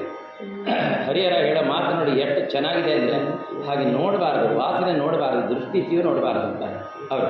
ಇಲ್ಲಿ ನೋಡಿ ಆ ಥರ ಹೂ ಬರ್ತಾ ಇದ್ರೆ, ಆ ಹೂವಿನ ವಾಸನೆ ಬರ್ತಾ ಇದ್ರೆ ಏನು ಅಂತಂದರೆ ಮುಂಗುಡಿಯ ಕಂಪು ಭರದಿಂ ಬೀಸಿ ಆ ಗಾಳಿ ಬೀಸ್ತಾ ಇದ್ದರೆ ಅವನು ತಕ್ಷಣ ನಾವಾದರೆ ಇದು ಅದೇ ತಾನೇ ಹರಡಿರ್ತಕ್ಕಂತಹ ಮಲ್ಲಿಗೆ ಹೂವು, ಸಂಪಿಗೆ ಹೂವು ಅರಳಿದೆ ಅಂತ ಕಾಣುತ್ತೆ, ಈ ಕಡೆಗಿರಬೇಕು, ಸುಗಂಧರಾಜ ಈ ಕಡೆಗಿರಬೇಕು, ಏನು ಪಚ್ಚತೆನೇ ಈ ಕಡೆ ಇರಬೇಕು ಅಂತ ಅಂದ್ಕೊಳ್ತೀವಿ ನಾವು. ಇಲ್ಲಿ ಎಷ್ಟು ಚೆನ್ನಾಗಿ ವರ್ಣನೆ ಮಾಡ್ತಾನೆ ಅಂದರೆ ಅವನು ಹೇಳ್ತಾ ಇದ್ದಾನೆ, ಪ್ರಭುವೇ ನಿನಗೆ ಅರ್ಪಿಸಬೇಕಾದ ಹೂವು ನಾನು ಮೊದಲೇ ಸ್ವೀಕಾರ ಮಾಡಿದ್ದೀನಿ ಅಂತ ತಪ್ಪು ಭಾವಿಸಬೇಡಿ, ಮಾನಸಿಕವಾಗಿ ನಿಮ್ಗೆ ಅರ್ಪಿಸಿದ್ದೇನೆ, ಶಿವಾಯ ನಮಃ ಅಂತಾನೆ. ಅದು ಮೊದಲೇ ಹೇಳ್ತಾ ಇದ್ದೇನೆ, ಮನದಿಂದ ಕೈಗೊಳ್ಳುವ ಏನು ನಿಮಗೇನುತ್ತಮ ವಿರೂಪಾಕ್ಷ, ನಿಮಗೇನುತ್ತಮ ಕೂಡೆ ಮನದಿಂದ ಅರ್ಪಿಸಿದೆ, ಮೊದಲು ನಿಮ್ಗೆ ಅರ್ಪಿಸಿದ್ದೀನಿ, ಈಗ ಆ ಹೂವು ಎಲ್ಲಿದೆ ಅಂತ ನಾನು ಹುಡುಕ್ತೇನೆ ಅಂತ ಹೇಳಿ ಆಮೇಲೆ ಈ ಗಂಧಮಂ ನಿಮಗೆ ಬಳಿಕ ಇವೇನೆ ಆಮೇಲೆ ಇಡ್ತೇನೆ ಅಂತ ಹೇಳಿ ಆ ಇದರ ಒಳಗಡೆಗೆ ಕುಸುಮ ವೃಂದವನ್ನು ಆ ಹೂವಿನ ತೋಟದ ಒಳಗಡೆ ಹೊಕ್ಕ. ಯಾರು ಹೊಕ್ಕರು ಅಂತ ಈಗ ಕವಿ ಹೇಳ್ತಾ ಇದ್ದಾನೆ, ಹರಿದೇವ ಹರಿಹರ ಈಗ ಒಳಗೆ ಹೊಕ್ಕ ಅಂತ ತನ್ನನ್ನೇ ಇಲ್ಲೇ ಬರ್ಕೊಂಡಿರೋದನ್ನು ನೋಡ್ತೇವೆ. ಅಲ್ಲಿ ನೋಡಿದಾಗ ಅವನಿಗೆ ಎಷ್ಟು ಸಂತೋಷ ಆಯಿತು ಅಂತಂದರೆ, ಅದಕ್ಕೇ ಆ ಹೂಗಳು ಅದರ ವೈವಿಧ್ಯಮಯವಾದಂತಹ ಬಣ್ಣ, ಬೆಳಗಿನ ಜಾವದಲ್ಲಿ 4:45 ಗಂಟೆ ಹೊತ್ತಿಗೆ ಆಗಾಗ್ಗೆ ಇನ್ನೂ ಸ್ವಲ್ಪ ಚಂದ್ರನ ಬೆಳಕಲ್ಲಿ ಅಲ್ಲಲ್ಲಿ ಆ ಹೂಗಳು ಕಾಣಿಸ್ತಾ ಇದ್ದಾವೆ, ಅವುಗಳ ವಾಸನೆ ಬರ್ತಾ ಇದೆ, ಅವುಗಳ ಮಧ್ಯದಲ್ಲಿ ತಿರುಗಾಡ್ತಾ ಇದ್ದಾನೆ, ಮೈಯೆಲ್ಲ ಜುಮ್ ಅಂತ ಇದೆ ಅವನಿಗೆ. ಆಹಾ ಎಷ್ಟು ಸೊಗಸಾಗಿದೆ ಇದು ಜಾಗ ಅಂತಾನೆ ಅವನು. ಮತ್ತೆ ಅವನು ಹೇಳ್ತಕ್ಕಂತಹ ಮಾತು ನೋಡಿ ಎಷ್ಟು ಚೆನ್ನಾಗಿದೆ, ದೇವರೇ ನಿನಗೆ ಧನ್ಯವಾದ ಅಂತಾನೆ. ಯಾಕೆಂದರೆ ನನಗೆ ಇನ್ನೊಂದು ದಿನವನ್ನು ನಿನ್ನ ಪೂಜೆಗೆ ಅಂತ ಕರುಣಿಸಿದೆ. ನನಗೆ ಇಂದು ಕರುಣಿಸಿದೆಯೇ ಸದಾಶಿವ. ನಾವು ಬೆಳಗಾಗಿ ಹೇಳ್ತಿರ್ಲಿಕ್ಕೆ ಗುಡ್ ಮಾರ್ನಿಂಗ್ ಅಂತ ಹೇಳ್ತೀವಲ್ಲ, ಏನು ಗುಡ್ ಮಾರ್ನಿಂಗ್ ಅಂದರೆ ರಾತ್ರಿ ಮಲ್ಕೊಂಡಾಗೆ ಹರ ಹರ ಶ್ರೀ ಚೆನ್ನ ಸೋಮೇಶ್ವರ ಅಂತ ಅಂದುಬಿಡ್ಬೋದು, ಹೇಳ್ತಿರ್ಲಿಕ್ಕೆ ಅಂದುಬಿಡ್ಬೋದು. ಬೆಳಗ್ಗೆ ಭೇಟಿ ಮಾಡಿದ್ವಲ್ಲ, ನಿಜವಾಗ್ಲೂ ಇದು ಗುಡ್ ಕಣ್ರಿ, ಯಾಕೆಂದರೆ ಇನ್ನೊಂದಿನ ನಾವು ಭೇಟಿ ಮಾಡಿದ್ವಲ್ಲ, ಅದಕ್ಕೆ ಗುಡ್ ಮಾರ್ನಿಂಗ್. ಹೌದು ತಾನೆ? ಯಾವುದೋ ಕ್ಷಣದಲ್ಲಿ ಎತ್ಲಾಗೋ ಮಾಯ ಆಗ್ಬಿಡ್ಬೋದು. ಬೇಂದ್ರೆಯವರು ಒಂದು ಕಡೆ ಹೇಳ್ತಾರೆ, ಹದ್ದು ಬಂದು ಹಾವಿನ ಮ್ಯಾಲ ಎರಗಿದಂತಿತ್ತ. ಯಾವುದೋ ಕ್ಷಣದಲ್ಲಿ ಹೆಂಗೋ ಮಾಯ ಆಗ್ಬಿಟ್ಟಿರ್ತೀವಿ, ಗೊತ್ತೇ ಇರಲ್ಲ. ಅಯ್ಯೋ ಈಗಿನೂ ಮಾತಾಡ್ಸ್ಕೊಂಡು ಬಂದುಬಿಟ್ಟಿದ್ವಿ, ಆಗೇನು ಹೋಗ್ಬಿಟ್ರ ಅಂತಾರೆ.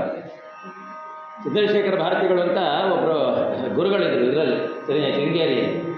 ಅವ್ರನ್ನ ಯಾರೊಬ್ಬರು ಶಿಷ್ಯರು ಕೇಳಿದ್ರು, ಗುರುಗಳೇ ಈಗಿನ ಬಂದು ನಮಸ್ಕಾರ ಮಾಡ್ಕೊಂಡು ಹೋದ್ರಲ್ಲ, ಮನೆಗೆ ಹೋದ್ರು ನೋಡಿ, ಅವ್ರು ತೀರ್ಕೊಂಡ್ಬಿಟ್ರು ಅವರು, ಈಗಿನ ನಮಸ್ಕಾರ ಮಾಡ್ಕೊಂಡು ಹೋದ್ರಲ್ಲ, ನಿಜವಾಗ್ಲೂ ಸಾವು ಅನ್ನೋದು ಎಷ್ಟು ವಿಚಿತ್ರ ಅಂತಂದು. ಅವಾಗ ಗುರುಗಳು, ಸಾವು ವಿಚಿತ್ರ ಅಲ್ಲ ಮಾರಾಯ, ಬದುಕು ವಿಚಿತ್ರ ಅಂದವರು. ಯಾಕೆ ಅಂತಂದರೆ ಬಲೂನು ತುಂಬ ಗಾಳಿ ತುಂಬಿರುತ್ತೆ, ಅದಕ್ಕೆ ಒಂದು ಹೋಲ್ ಮಾಡಿದರೆ ಸಾಕು, ಇರೋ ಗಾಳಿ ಎಲ್ಲ ಪುಸ್ ಅಂತ ಹೊರಟು ಹೋಗುತ್ತೆ. ನಮ್ಮ ದೇಹಕ್ಕೆ 9 ಓಪನಿಂಗ್ ಇದೆ, ಅಷ್ಟಾದರೂ ಆ ಪ್ರಾಣವಾಯು ಹೋಗಿದ್ದಂಗೆ ಅದು ಯಾವ ಟೈಮ್ ಬೇಕೋ ಅಲ್ಲಿ ತನಕ ಕಾಯ್ತಾನೆ ಇರುತ್ತಲ್ಲ, ಬದುಕು ಭಾಳ ಅದ್ಭುತ ಅಂತಂದರು. ಅದಕ್ಕೆ ನೋಡಿ ಎಷ್ಟು ಸಂತೋಷ ಆಯಿತು ಅಂತ ಅವನು ಹೇಳ್ತಾ ಇದ್ದಾನೆ, ದೇವರೇ ಮತ್ತೆ ನನಗೆ ಇನ್ನೊಂದಿನ ಅವಕಾಶವನ್ನು ಕಲ್ಪಿಸ್ತೀಯಲ್ಲ ನೀನು ಪೂಜೆ ಮಾಡೋದಕ್ಕೆ ಅಂತಾನೆ. ಅವನಿಗೆ ಎಷ್ಟು ಸಂತೋಷ ಆಯಿತು ಅಂತಂದರೆ, ಇದು ಮಗುವಿನ ಸಂತೋಷ ಇದೆ. ಮಗುವಿನಿಗೆ ಯಾವುದಾದ್ರು ಒಂದು ಚಾಕ್ಲೇಟ್ ಅಂಗಡಿ ಕರ್ಕೊಂಡೋಗಿ ಅಲ್ಲೆಲ್ಲ ಏನು ಕೇಸ್ಗಳಲ್ಲಿ ಇಟ್ಟಿರ್ತಾರೆ, ಟ್ರೇಗಳಲ್ಲಿ ಚಾಕ್ಲೇಟ್ ಇಟ್ಟು ನಿಂಗೆ ಎಷ್ಟು ಬೇಕೋ ಅಷ್ಟು ತಗೋ ಅಂತಂದ್ರೆ ಏನು ಮಾಡುತ್ತೆ ಇದು? ಅದಕ್ಕೆ ಯಾವ ತಗೋಬೇಕು ಅಂತ ಒಂದು ಕ್ಷಣ ಗೊತ್ತಾಗಲ್ಲ, ಮಂಕ ನಿಂತ್ಬಿಡುತ್ತೆ. ಸಂತೋಷ ಅಂದರೆ ಸಂತೋಷ, ತಗೊಳ್ಳೋ ಅಂತ, ಆಮೇಲೆ ಎಲ್ಲ ಮುಷ್ಟಿ ತೊಗೊಳಕ್ಕೆ ಶುರುವಾಗುತ್ತಲ್ಲ. ಇವನಿಗಾಗಿದ್ದು ಅದೇ ಭಾವ. ಅವನು ಎಷ್ಟು ಚೆನ್ನಾಗಿ ಹೇಳ್ತಾ ಇದ್ದಾನೆ ನೋಡಿ, ಏನಂತೆ ಹಿಗ್ಗುತ್ತೆ ನೋಡುತ್ತಾ, ಆಹಾ ವಿರೂಪಾಕ್ಷ, ನನಗೆ ಮತ್ತೊಂದು ದಿನವನ್ನು ಕರುಣಿಸಿದೆಯಲ್ಲಪ್ಪ ನೀನು, ಇದು ಎಂತಹ ಅವಕಾಶ ಅಂತ ಹೇಳಿ ಆ ಹೂಗಳ ಮಧ್ಯದಲ್ಲಿ ತಿರುಗಾಡ್ತಾ ಇದ್ದಾನೆ. ಮುಂದೆ ಅಳಿಯರಗದಂ ಅನಿಲನಗದಂ ರವಿಕರಂ ಪುಗದ ಬೆಳೆದು ನಳ ನಳಿಸಿ ಮಗಮಗಿಸುತ್ತೆ ಕವಲಿರಿದ ಇರವಂತಿ ಇವೆ ಕಂಡು ನೋಡರಂ ಮದೆ ನಿಂದು ಪರಮಂಗೆ ನೀನೀಗ ಪೂವನಿಯವ್ವ ನನ್ನ ಪರಶಿವಂಗೆ ನೀನೀಗ ಪೂವನಿಯವ್ವೆಯೆಂದು ನನೆ ಮುಗಳ್ ಕೊನೆ ಮುಗಳ್ ಬಿರಿ ಮುಗಳ್ ಅರಗಳಂ ತನಿಗಂಬುದಿ ವಿದ್ದ ಪಚ್ಚ ಹೊಸ ಪೂಗಳಂ ಕೊಂಡು ಕುಗಿಲಿರುವುತಂ ಕುಣಿದಾಡುತಂ ಬಂದು ಕಂಡು ಸಂಪೆಗೆಯ ಮರನಿದ್ದೆಡೆಗೆ ನಡೆತಂದೋ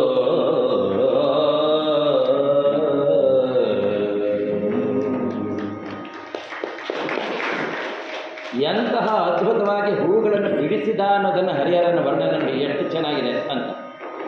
ನಾವು ದೇವರಿಗೆ ಏನಾದ್ರು ನಾವು ಬಳಸಿದ್ರೆ ಏನು ಹೇಳ್ತೀವಿ? ಅದಕ್ಕೆ ನಿರ್ಮಾಲ್ಯ ಅಂತ ಹೇಳ್ತೀವಿ. ದೇವರಿಗೆ ಅರ್ಪಣೆ ಮಾಡಬೇಕಾದ್ದು ನಾವೇನಾದ್ರು ಮೊದಲೇ ಬಳಸ್ಬಿಟ್ರೆ ಅದು ನಿರ್ಮಾಲ್ಯ ಆಯಿತು ಅಂತ, ಎಂಜಲ ಆಗೋದು ಅಂತ ಹೇಳ್ತೇವೆ. ಇವನು ಎಂಥ ಹೂಗಳನ್ನು ಆರಿಸ್ಕೊಂಡಿದ್ದಾನೆ ಅನ್ನೋದನ್ನು ನೋಡಿ, ಅಳಿ ಎರಗದ ಒಂದೇ ಒಂದು ಹೂವಿನ ಮೇಲೂ ದುಂಬಿ ಕೂತಿಲ್ಲ ಇನ್ನೂ ಅಷ್ಟೊತ್ತಿಗೆ ಅಂಥ ಹೂಗಳನ್ನು ಆರಿಸ್ಕೊಂಡ. ಅಳಿ ಎರಗದ ಅನಿಲನು ಅಲುಗದ, ಅನಿಲ ಅಂದರೆ ಗಾಳಿ. ಆ ಗಾಳಿ ಬೆಳಗಿನ ಹೊತ್ತಲ್ಲಿ ಎಷ್ಟು ಜೋರಾಗಿ ಬೀಸಲ್ಲ, ಅದು ನಿಧಾನವಾಗಿ ತಿರುಗಾಡ್ತಾ ಇರುತ್ತೆ. ಯಾವ ಹೂವನ್ನು ಅಲುಗಾಡಿಸಿರಬಾರ್ದು ಅಂತಹ ಹೂಗಳನ್ನು ಆರಿಸ್ಕೊಂಡ. ಆಮೇಲೆ ರವಿಕರಂ ಪುಗದ, ಕರ ಅಂದರೆ ಕಿರಣ ಅಂತ, ಸೂರ್ಯನ ಕಿರಣಗಳು ಇನ್ನೂ ಮುಟ್ಟಿರಲ್ಲ ಅಂತಹ ಹೂಗಳನ್ನು ಆರಿಸ್ಕೊಂಡ. ಇದು ಎಂಜಲಲ್ಲ, ಇದು ದೇವನಿಗೆ ಅರ್ಪಣೆ ಮಾಡಲಿಕ್ಕೆ ಯೋಗ್ಯವಾದದ್ದು ಅಂತ ಅವನಿಗೆ ಅನ್ನಿಸ್ತು. ಇದನ್ನು ಅವನು ಆರಿಸ್ಕೊಳ್ತಾ ಇದ್ದಾನೆ. ಅವನು ಇಂತಹ ಹೂಗಳನ್ನೆಲ್ಲ ತಗೊಂಡ. ಒಂದು ಗೀಗಿ ಪದ ಬರ್ತಾ ಇತ್ತು ಭಾಳ ಹಿಂದೆ, ಅದರಲ್ಲಿ ಭಾಳ ಚೆನ್ನಾಗಿ ಹೇಳ್ತಾ ಇದೆ. ಇದಕ್ಕೆ ಏನು ಇದರಲ್ಲಿ ಮೀಸಲು ತಂದೇನ ತಾಯಿ ಮೀಸಲು ತಂದೇನ ಅಂತ ಹೇಳಿ ಇವರಿಗೆ ದೇವಿಗೆ ಕೇಳ್ಕೊಳ್ತಾ ಇರುವಂತಹ ಹಾಡು. ಅದರಲ್ಲಿ ಅವಳು ಕೇಳ್ತಾಳೆ, ಏನು ತಂದೀಯೋ ಭಕ್ತ, ಏನು ತಂದೀಯೋ ಅಂತ. ಆವಾಗ ಅವನು ಹೇಳ್ತಾನೆ ಏನು ಅಂತ, ಹೋಳಿಗೆ ತಂದೇನ ತಾಯಿ, ತುಪ್ಪ ತಂದೇನ ಅಂತ. ಯಾಕೆಂದರೆ ತಾಯಿಗೆ ಹೋಳಿಗೆ ತುಪ್ಪ ಅಂದರೆ ಇಷ್ಟ ಅಲ್ಲ, ಸೌದತ್ತಿ ಎಳ್ಳಮ್ಮಂಗೆ, ಅದಕ್ಕೆ ಹೋಳಿಗೆ ತಂದೇನ ತಾಯಿ, ತುಪ್ಪ ತಂದೇನ. ಆವಾಗ ಅವಳು ಹೇಳ್ತಾಳೆ, ಹೋಳಿಗೆ ಎಂಬುದು ಹಂಚಿನೆಂಜಲ. ಅವಳು ಹೇಳೋ ಮಾತು ನೋಡಿ, ಹೋಳಿಗೆ ಎಂಬುದು ಹಂಚಿನೆಂಜಲ, ತುಪ್ಪ ಎಂಬುದು ಪಾತ್ರೆ ಎಂಜಲ. ಅದು ಮತ್ತು ಅವ ತಿಂದಪ್ಪಲ್ಲ, ನಮಗೇನು ಉಪಯೋಗ ಆಗಲಿಲ್ಲ ಅಂತ. ಆವಾಗ ಇವನಿಗೆ ಏನು ಮಾಡಬೇಕು ಅನ್ನೋದು ಗೊತ್ತಾಗಲ್ಲ ಇವನಿಗೆ. ಅವಾಗ ಅವನು ಹೇಳ್ತಾನೆ, ಧೂಪ ತಂದೇನ ತಾಯಿ ದೀಪ ತಂದೇನ ಮೀಸಲು ತಂದೇನ ತಾಯಿ ಮೀಸಲು ತಂದೇನ ಅಂತ ಅಂದ. ಅವಾಗ ಅವಳು ಹೇಳ್ತಾಳೆ, ಧೂಪವೆಂಬುದು ಬೆಂಕಿ ಎಂಜಲ. ಯಾಕೆಂದರೆ ಧೂಪ ಹಾಕಬೇಕಾದ್ರೆ ಬೆಂಕಿಗೆ ತಾಗಿಸ್ಬೇಕು ನೀವು. ಧೂಪವೆಂದು ಬೆಂಕಿ ಎಂಜಲ. ಅದೇ ರೀತಿ ದೀಪವೆಂಬುದು ಅಷ್ಟೇ. ಆ ದೀಪ ಹಚ್ಚಬೇಕಾದ್ರೆ ಇನ್ನೊಂದು ದೀಪಕ್ಕೆ ತಾಗಿಸ್ಬೇಕು. ದೀಪವೆಂಬುದು ದೀಪದ ಎಂಜಲನೇ. ಮತ್ತು ಅದು ನನಗೆ ಅದು ಹೆಂಗೆ ಮುಟ್ಟತ್ತೆ ಅಂತ. ಆವಾಗ ಅವನು ಏನು ಹೇಳಬೇಕು ಅಂತ ಗೊತ್ತಾಗಲ್ಲ. ಎಲ್ಲವನ್ನು ಕೊನೆಗೆ ಬಿಡ್ತಾ ಬಿಡ್ತಾ ಬಿಡ್ತಾ ಕೊನೆಗೆ ಅವನೇನು ಹೇಳ್ತಾನೆ ಅಂತಂದರೆ, ಏನು ಭಕ್ತಿ ತಂದೇನ ತಾಯಿ ಶ್ರದ್ಧೆ ತಂದೇನ ಅಂತ ಹೇಳ್ತಾನೆ. ಭಕ್ತಿಯಿಂದ ಬಂದಿದ್ದೀನಿ, ನಾನು ಹೃದಯದ ಭಕ್ತಿ ಶ್ರದ್ಧೆಯನ್ನು ತಂದಿದ್ದೀನಿ ಅಂತಂದರೆ ಮೀಸಲು ಮುಟ್ಟಿತ್ತೋ ಭಕ್ತ ಮೀಸಲು ಮುಟ್ಟಿತ್ತೋ ಅಂತ ಹೇಳ್ತಾರೆ. ಇದು ಮಾತ್ರ ನನಗೆ ಮುಟ್ಟಾಗ ಬೇರೆ ಯಾವುದೋ ಅಲ್ಲ ಅಂತ. ಉಳಿದಿದ್ದೆಲ್ಲ ಅವು ಹಣ್ಣು ಕಾಯಿ ನೀವು ಏನು ಮಾಡ್ತೇವೆ, ಹಣ್ಣು ಕಾಯಿ ನೈವೇದ್ಯ ಮಾಡಿದ ಅದ್ರಲ್ಲಿ ಬರುತ್ತೆ. ಹಣ್ಣು ತಂದೇನ ತಂದೆ ತಾಯಿ ಕಾಯಿ ತಂದೇನ. ಹಣ್ಣು ಎಂಬುದು ಉಗುರಿನೆಂಜಲ ಅಂತ ಅದ್ರ ತುದಿ ಹಿಂಗೆ ಮುರಿತೀವಲ್ಲ, ಹಣ್ಣು ಎಂಬುದು ಉಗುರಿನೆಂಜಲ, ಕಾಯಿ ಎಂಬುದು ಕಲ್ಲಿನೆಂಜಲ ಅಂತ ಕಲ್ಲಿ ಹೊಡಿತೀವಿ. ಹಾಗಾಗಿ ನಮ್ಗೆ ಯಾವುದು ಇದು ನನಗೆ ಯಾವುದು ಮುಟ್ಲೇ ಇಲ್ಲ ಅಂತ. ಅವಾಗ ಅವಳು ಶ್ರದ್ಧಾಭಕ್ತಿಯಿಂದಾಗ ಮೀಸಲು ಮುಟ್ಟಿತ್ತ ಭಕ್ತ ಮೀಸಲು ಮುಟ್ಟಿತ್ತ ಅಂತ ಅವಳು ನೋಡಿ ಇಲ್ಲಿ ಎಷ್ಟು ಚೆನ್ನಾಗಿ ವರ್ಣನೆ ಮಾಡ್ತೇನೆ. ಅಳಿ ಎರಗದ ಅನಿಲನು ಅರುಗದ ಅಲುಗದ ರವಿಕರ ಪೊರಗದ ಇಂತಹ ಹೂಗಳನ್ನು ನೋಡಿದ. ಅಲ್ಲಿ ಇರುವಂತೆ ಮಲ್ಲಿಗೆಯಲ್ಲಿರ್ತಕ್ಕಂಥ ಒಂದು ಜಾತಿ ಅದು ಇರುವಂತೆ ಅಂತ. ಆ ಹೂವನ್ನು ನೋಡಿ ಅವನು ಹೇಳ್ತಾನೆ, ಎಷ್ಟು ಚೆನ್ನಾಗಿದೆ ಇದು ಹೂವು ಅಂತ ಅನ್ನಲ್ಲ ಅವನು. ಅಮ್ಮ ಎಂತ ತಾಯೇ, 4 ಹೂ ಕೊಡೆ ಶಿವನ ತಲೆ ಮೇಲೆ ಇಡೋದಕ್ಕೆ ಅಂತಾನೆ. ಪರಮಂಗೆ ನೀನೀಗ ಪೂವನೀಯವ, ನೀನು 4 ಹೂ ಕೊಡಮ್ಮ ಅವನ ತಲೆ ಮೇಲೆ ಇಡಲಿಕ್ಕೆ ಅಂತ. ಆ ಹೂಗಳಲ್ಲಿ ಆ ಮುಗ್ಗುಗಳ ವೈವಿಧ್ಯವನ್ನು ವರ್ಣನೆ ಮಾಡೋದು ನೋಡಿ ಅವನು. ನನೆ ಮುಗುಳು, ಕೊನೆ ಮುಗುಳು, ಬಿರಿಮುಗಿಲುಗಳ ಅರಳು ಅಂತ. ಅರಳು ಅಂತಂದರೆ ಹೂವು ಅಂತ. ಬಿರಿಮುಗಿಳು ಅಂದರೆ ಅದೇ ತಾನೇ ಅರಳ್ತಾ ಇದೆ, ಪೂರ್ತಿ ಅರಳಿಲ್ಲ. ಅದು ಪೂರ್ತಿ ಅರಳಿದ್ರೆ ಹೂವು ಆಗಿಬಿಡುತ್ತೆ. ಅರಳಿದ್ದು ಅರಳು ಹೂವು ಅಂತ ಅರ್ಥ. ಅದೇ ತಾನೇ ಅರಳ್ತಾ ಇದೆ ಒಂಚೂರು, ಅದನ್ನು ಬಿರಿಮುಗುಳು. ಕೊನೆ ಮುಗುಳು ಅಂತಂದರೆ ಅದರದ್ದು ಸೂಜಿ ಮಲ್ಲಿಗೆ ಅಂತ ನಾವು ಹೇಳ್ತೀವಲ್ಲ, ಆ ರೀತಿ ಒಂದು ಚೂರು ಹೌದೋ ಅಲ್ವೋ ಅನ್ನೋ ಹಾಗೆ ಬಾಯ್ಬಿಟ್ಟಿದೆ ಅದು. ನನೆ ಮುಗುಳು ಅಂತಂದರೆ ಸೂಜಿ ಹಾಗೆ ಚೂಪಾಗಿದೆ. ಅಂದರೆ ಮೊಗ್ಗಿನಲ್ಲಿಯೇ ಗ್ರೆಡೇಷನ್ ಇವನೊಬ್ಬನೇ ಮಾಡಿರೋದು, ಇಲ್ಲಿ ತನಕ ಯಾರೂ ಮಾಡಲಿಲ್ಲ ಗ್ರಂಥ ಸಾಹಿತ್ಯದಲ್ಲಿ. ಹೂವುಗಳ ವರ್ಣನೆ ಮಾಡಿದ್ದಾರೆ ನೋಡಿದ್ವಿ. ಮೊಗ್ಗಿನಲ್ಲಿ ಈ ಥರ 3 ಥರ ಇದೆ ಅಂತ ಹೇಳಿ ಇವೆಲ್ಲವೂ ಸುವಾಸನೆಯನ್ನು ಬಿಡ್ತದೆ. ಒಂದು ಅರಳಿಕ್ಕೆ ರೆಡಿಯಾಗಿದೆ, ಒಂದು ಚೂರು ಬಾಯಿ ಬಿಟ್ಟಿದೆ, ಇನ್ನು ಸ್ವಲ್ಪ ಅರಳಿದೆ, ಮುಂದಿರೋದು ಅರಳಿದೆ. ಇಂಥವು ಇವನ್ನೆಲ್ಲವನ್ನು ಸಹ ಅವುಗಳನ್ನ ನೋಡ್ತಾ, ಆಹಾ ಎಷ್ಟು ಚೆನ್ನಾಗಿದೆ ಶಿವನೇ, ನಿನಗೆ ಇವನು ಅರ್ಪಿಸ್ತಕ್ಕಂತಹ ಭಾಗ್ಯ ನನಗೆ ಸಿಕ್ಕಿದೆಯಲ್ಲಪ್ಪ ಅಂತ ಹೇಳ್ತಾ ಇರಬೇಕಾದ್ರೆ, ಓಹೋ ಇಲ್ಲಿರೋ ಹೂಗಳನ್ನೆಲ್ಲ ಈಗಾಗಲೇ ನನ್ನ ಮನಸ್ಸಿಂದ ಶಿವನಿಗೆ ಅರ್ಪಿಸ್ಬಿಟ್ಟಿದ್ದೀನಿ ಅಂತ ಅಂದ್ಕೊಂಡು, ಓಹೋ ಇಲ್ಲಿ ಯಾವುದೊಂದು ವಾಸನೆ ಬರ್ತಾ ಇದೆಯಲ್ಲ ಅಂತ ಅನ್ನಿಸ್ತು. ನೋಡಿದರೆ ಗೊತ್ತಾಯಿತು, ಕಂಡು ಸಂಪಿಗೆಯ ಮರ ನಿದ್ದೆಡೆಗೆ ನಡೆಯುತ್ತಂದ. ಎಲ್ಲಿಗೆ ಬಂದ? ಸಂಪಿಗೆಯ ಮರ ಹತ್ರ ಬಂದ. ಏನವ್ವ ಸಂಪಿಗೆಯ ಶಿವನ ಸಿರಿ ಮುಡಿಯಿಂದು, ನೀವ ಹೊಸ ಕುಸುಮಂ ನೀಡು ನೀಡೆಂದು, ಅಳಿಮನದ ಪರಿಯೆಂದು ಬಗೆಯದಿರ್ ನೀನೆನುತೆ, ತಿಳಿದು ಹೊಸ ಪೂಗಳಂ ನೀಡವ, ಹೊಸ ಪೂಗಳಂ ನೀಡವ ನೀರೆನುತೆ, ಆನಂದದಿಂದ ಶಿವಲಿಂಗಕ್ಕೆ ಅಚ್ಚಿಪೆನು, ಆನಂದದಿಂದ ಶಿವಲಿಂಗಕ್ಕೆ ಅಚ್ಚಿಪೆನೆನುತೆ, ಏನವ್ವ ನೀನು ಬಿಡಿಮುಗಳ ಸಂಸೆಗೆಯನುತೆ, ಅಂತವಂ ಕೊಂಡು ಸೇವಂತಿಯಲ್ಲಿಗೆ ಬಂದು ಮುಂದೆ ಕುಂಕುಮದ ತಾರೆಗಳಂತಿರೆ ನಿಂದು, ಎಲೆಲೆ ಪರಿಮಳದ ಕಣ್ಣು ಗತಿಯ ಬಾರವ್ವ, ಎಲೆಲೆ ಪರಿಮಳದ ಕಣ್ಣು ಗತಿಯ ಬಾರವ್ವ, ಕುಲಪತಿಯ ಜಡೆ ಮುರುಗೆ ಪೂಗಳಂ ತಾರವ್ವ.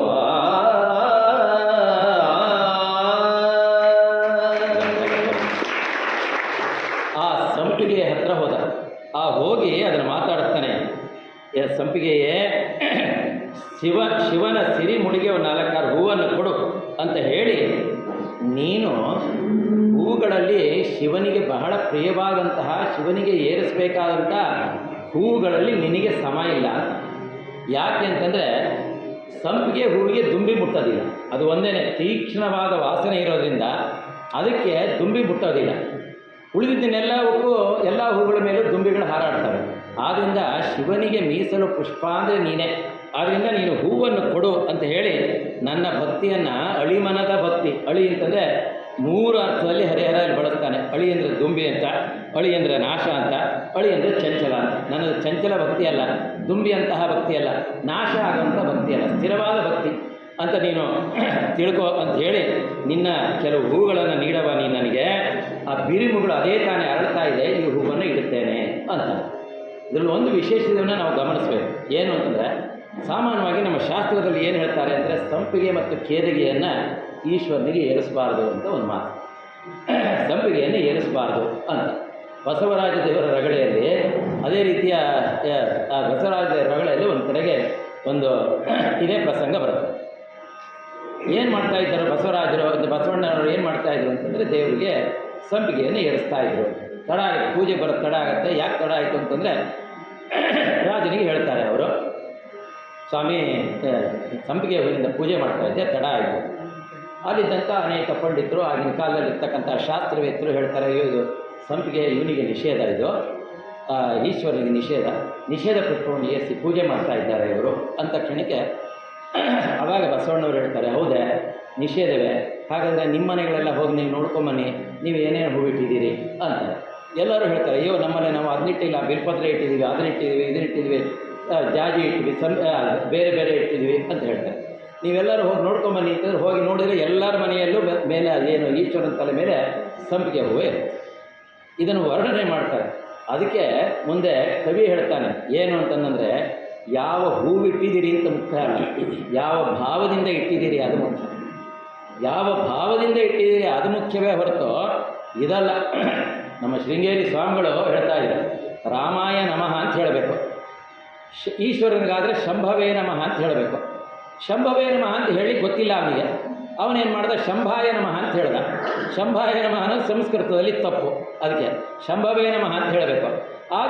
ಆದ್ರೂ ಏನಾಯಿತು, ಶಂಭಾಯ ನಮಃ ಅಂದರೂ ಈಶ್ವರ ಪ್ರತ್ಯಕ್ಷ ಆಗೇ ಬಿಟ್ಟು ಪ್ರತ್ಯಕ್ಷ ಆಗಿ ಏನು ಬೇಕು ಹೇಳಿಕೊಡ್ತೀನಿ ಇಂದ. ಆವಾಗ ಎಲ್ಲರೂ ಕೇಳಿದ್ರು, ಏನಪ್ಪ ಇದು ನಿನ್ನನ್ನು ತಪ್ಪಾಗಿ ಕರೆದಿದ್ದಾರೆ, ನೀನು ಹೀಗೆ ಬಂದ್ಬಿಟ್ಟಿಲ್ಲ ಅಂತ. ಆವಾಗ ಈಶ್ವರ ಹೇಳ್ತಾನೆ, ನಾನು ವಿಭಕ್ತಿಯನ್ನು ನೋಡಲಿಲ್ಲ, ಭಕ್ತಿ ನೋಡಿದೆ ಅಂತ. ಇದಕ್ಕೆ ಚತುರ್ಥಿ ವಿಭಕ್ತಿನೋ ತೃತೀಯ ವಿಭಕ್ತಿನೋ ಅದನ್ನು ನೋಡಲಿಲ್ಲ, ಭಕ್ತಿ ನೋಡಿದೆ ನಾನು, ಅದಕ್ಕಾಗಿ ಬಂದೆ ನಾನು ಅಂತ. ಹಾಗಾಗಿ ಕೇಳ್ತಾ ಇದ್ದಾನೆ, ಅಮ್ಮ 4 ಹೂಗಳನ್ನು ಕೊಡು. ಯಾಕೆ ಇದು ಅಂತಂದರೆ, ಕುಲಪತಿಯ ಜಡೆಮುಡಿಗೆ, ಯಾವ ಕುಲಕ್ಕೆ, ದೇವಕುಲಕ್ಕೆ ಸಭಾನಾಯಕ ಅಂತ ಈಶ್ವರನಿಗೆ ಹೆಸರು. ದೇವಸಭೆಗೆ ಯಾರು ನಾಯಕ, ಯಾರ್ಯಾರೋ ಇರ್ಬೋದು, ಇಂದ್ರ ಅಲ್ಲ, ವಿಷ್ಣು ಅಲ್ಲ, ಬೇರೆ ಯಾರೂ ಅಲ್ಲ, ದೇವಸಭೆಗೆ ಸೇರಿದರೆ ಸಭಾನಾಯಕ ಯಾರು, ಸಭಾಪತಿ ಯಾರು ಅಂತಂದರೆ ಈಶ್ವರ. ಅದಕ್ಕೆ ಅವನ ಕುಲಪತಿ ಅಂತ ಕರೆದಿರೋದು ಅವನನ್ನು. ಆ ಕುಲಪತಿಯ ಜಡೆ ಮುಡಿಗೆ 4 ಹೂ ಕೊಡಮ್ಮ ಅಂತ ಹೇಳಿ ಪ್ರಾರ್ಥನೆ ಮಾಡಿ ಹೂಗಳನ್ನು ಬಿಡಿಸ್ಕೊಂಡು ಮುಂದೆ ಮಲ್ಲಿಗೆಯ ಅರಗಳಂ ಮನವಾರೆ ತಿರುವುದಂ ಮೆಲ್ಲ ಮೆಲ್ಲನೆ ನೋಡುತ್ತ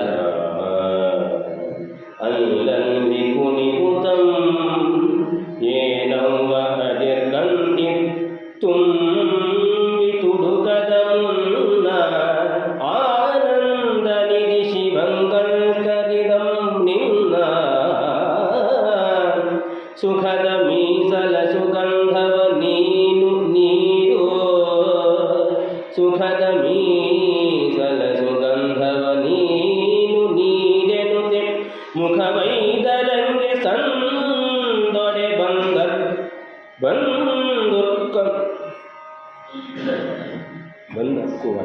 ಏನಿದೆ ಬರ್ದುಂಕುವೆ, ಮುಖವೈದರಂಗೆ ಸಂದೊಡೆ ಬರ್ದುಂಕುವೆ ಬದುಕುವೆ ಅಂತೇಳಿ ಬದುಕುವೆ ಸಂದೊಡೆ ಬದುಕುವೆ ಎನ್ನುತ್ತೆ ಹೊಸ ಪುಂಗನಲ್ಲಿ ಕೊಂಡಾಡುತ್ತಂ ನಡೆ ತಂದು ಎಸವ ಜಾತಿಯ ಸಮೀಪಕ್ಕೆ ಮನಮಂತಂದು ಜಾತಿ ನೀನೆಲೆ ಸಕಲ ಪುಷ್ಪ ಜಾತಿಗೆ ಜಾತಿ ಭೂತೇಶ್ವರನ ಜಡೆಯ ಮುಡಿಗೆರಗಿದಡೆ ಜಾತಿ.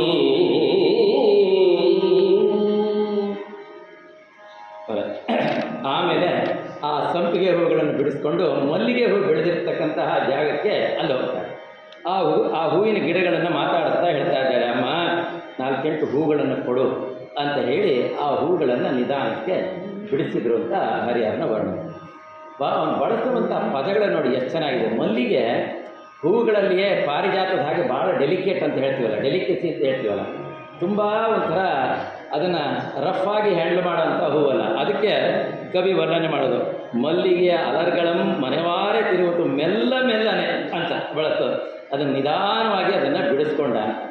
ಆ ಪದಗಳ ವಿನ್ಯಾಸ ಎಷ್ಟು ಚೆನ್ನಾಗಿದೆ ನೋಡಿ. ನಾವೆಲ್ಲ ಕೆಲವು ಸಲ ಹೇಳ್ತಾ ಇರ್ತೀವಿ, ಏನು ಅಂದರೆ ಹೂ ಕೊಯ್ಯೋದು ಅಂತ ಹೇಳ್ತೀವಿ, ಹೂ ಕೊಯ್ಯೋದು, ವೀಣೆ ಬಾರಿಸೋದು ಅಂತ ಹೇಳ್ತೀವಿ. ಹೂ ಕೊಯ್ಯೋದಲ್ಲ, ಕೊಯ್ಯೋದಕ್ಕೆ ಅದೇನು ಹಲ್ಲಲ್ಲ. ಇನ್ನು ಕೆಲವರು ಹೂ ಕೀಳೋದು ಅಂತಾರೆ, ಕೊಯ್ಯೋದಕ್ಕೆ ಅದೇನು ಕುರಿನೋ ಕೋಳಿನಾದರೂ ಕೊಯ್ಬೋದು ಅಂತಾನೆ. ಅಥವಾ ಹೂ ಕೀಳೋದು ಅಂತ, ಕೀಳೋದು ಅಲ್ಲ, ಅದು ಹೂವನ್ನು ಬಿಡಿಸೋದು, ಗಿಡದಿಂದ ಬಿಡಿಸೋದು, ಹೂವನ್ನು ಬಿಡಿಸೋದು, ವೀಣೆಯನ್ನು ನುಡಿಸೋದು ಅಂತ ಯಾವಾಗಲೂ ಹೇಳ್ತೇನೆ. ವೀಣೆಯನ್ನು ನುಡಿಸ್ಬೇಕು, ಹೂವನ್ನು ಬಿಡಿಸ್ಬೇಕು. ನಾವೇನು ಹೇಳ್ತೀವಿ, ಹೂ ಕೊಯ್ಯೋದು, ವೀಣೆ ಬಾರಿಸೋದು ಅಂತ ಹೇಳ್ತೀವಿ. ಬೇಂದ್ರೆಯವರಂತೂ ಇನ್ನೂ ಭಾಳ ಚೆನ್ನಾಗಿ ಹೇಳ್ತಾರೆ, ಹೃದಯ ವೀಣೆ ಬೆರಳಿಸಿ ಅಂತಾರೆ, ಅದ್ರ ಮೇಲೆ ಬೆರಳಾಡ್ಸೋದು ಅಂತಾರೆ, ಬೆರಳಾಡ್ಸೋದು ಅಂತ. ಮೀಟೋದು ಅಂತ ಹೇಳೋದು, ಮೀಟೋದು ನೋವು ಅಂತಾರೆ, ಹೃದಯ ವೀಣೆ ಬೆರಳಿಸಿ ಅಂತ ಹೇಳ್ತಾರೆ ಅವರು.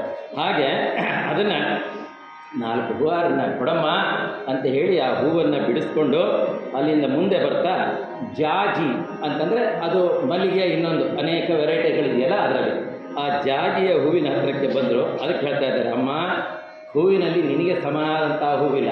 ಜಾಜಿ ಹೂವು ಅಂತ ಹೇಳ್ತಾರೆ, ಬಹಳ ಮೈಲ್ಡ್ ಸ್ಮೆಲ್ ಇರುವಂತಹ, ಭಾಳ ಸೊಗಸಾದ ವಾಸನೆ ಇರುವಂಥದ್ದು.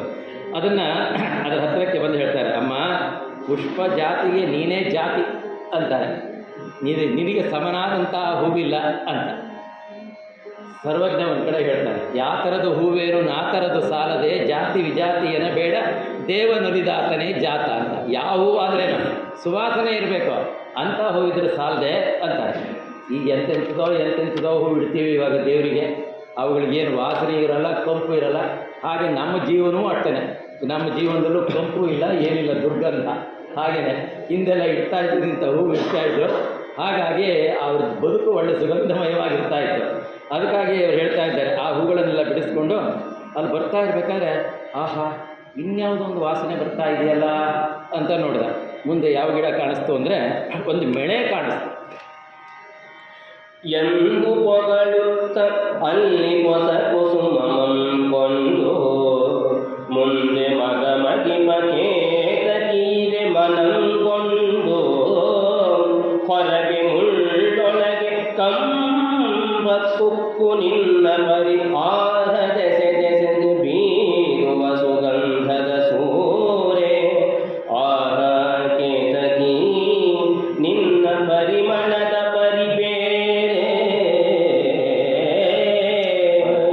ಆಹ ಕೇತಕಿ ನಿನ್ನ ಪರಿಮಳದ ಪರಿಬೇರೆ. ಪರಿಮಳಂ ಸುಳಿಕೊಂಡು ಬೆಳೆದು ಕವರಿರಿಯಿತೋ, ಉರವಣಿಸಿ ಬೆಳೆದ ಪರಿಮಳಕ್ಕೆ ಗರಿ ಮೂಡಿತೋ ಎಂದು ಕುಣಿದಾಡು ತಂಪೊಸ ಕುಸುಮಮಂ ಕೊಂಡು, ಮುಂದೆ ತೋರುತ್ತಿರ್ಪ ಪಡ್ಡೆಯಿರಲ್ಕಂದೋ.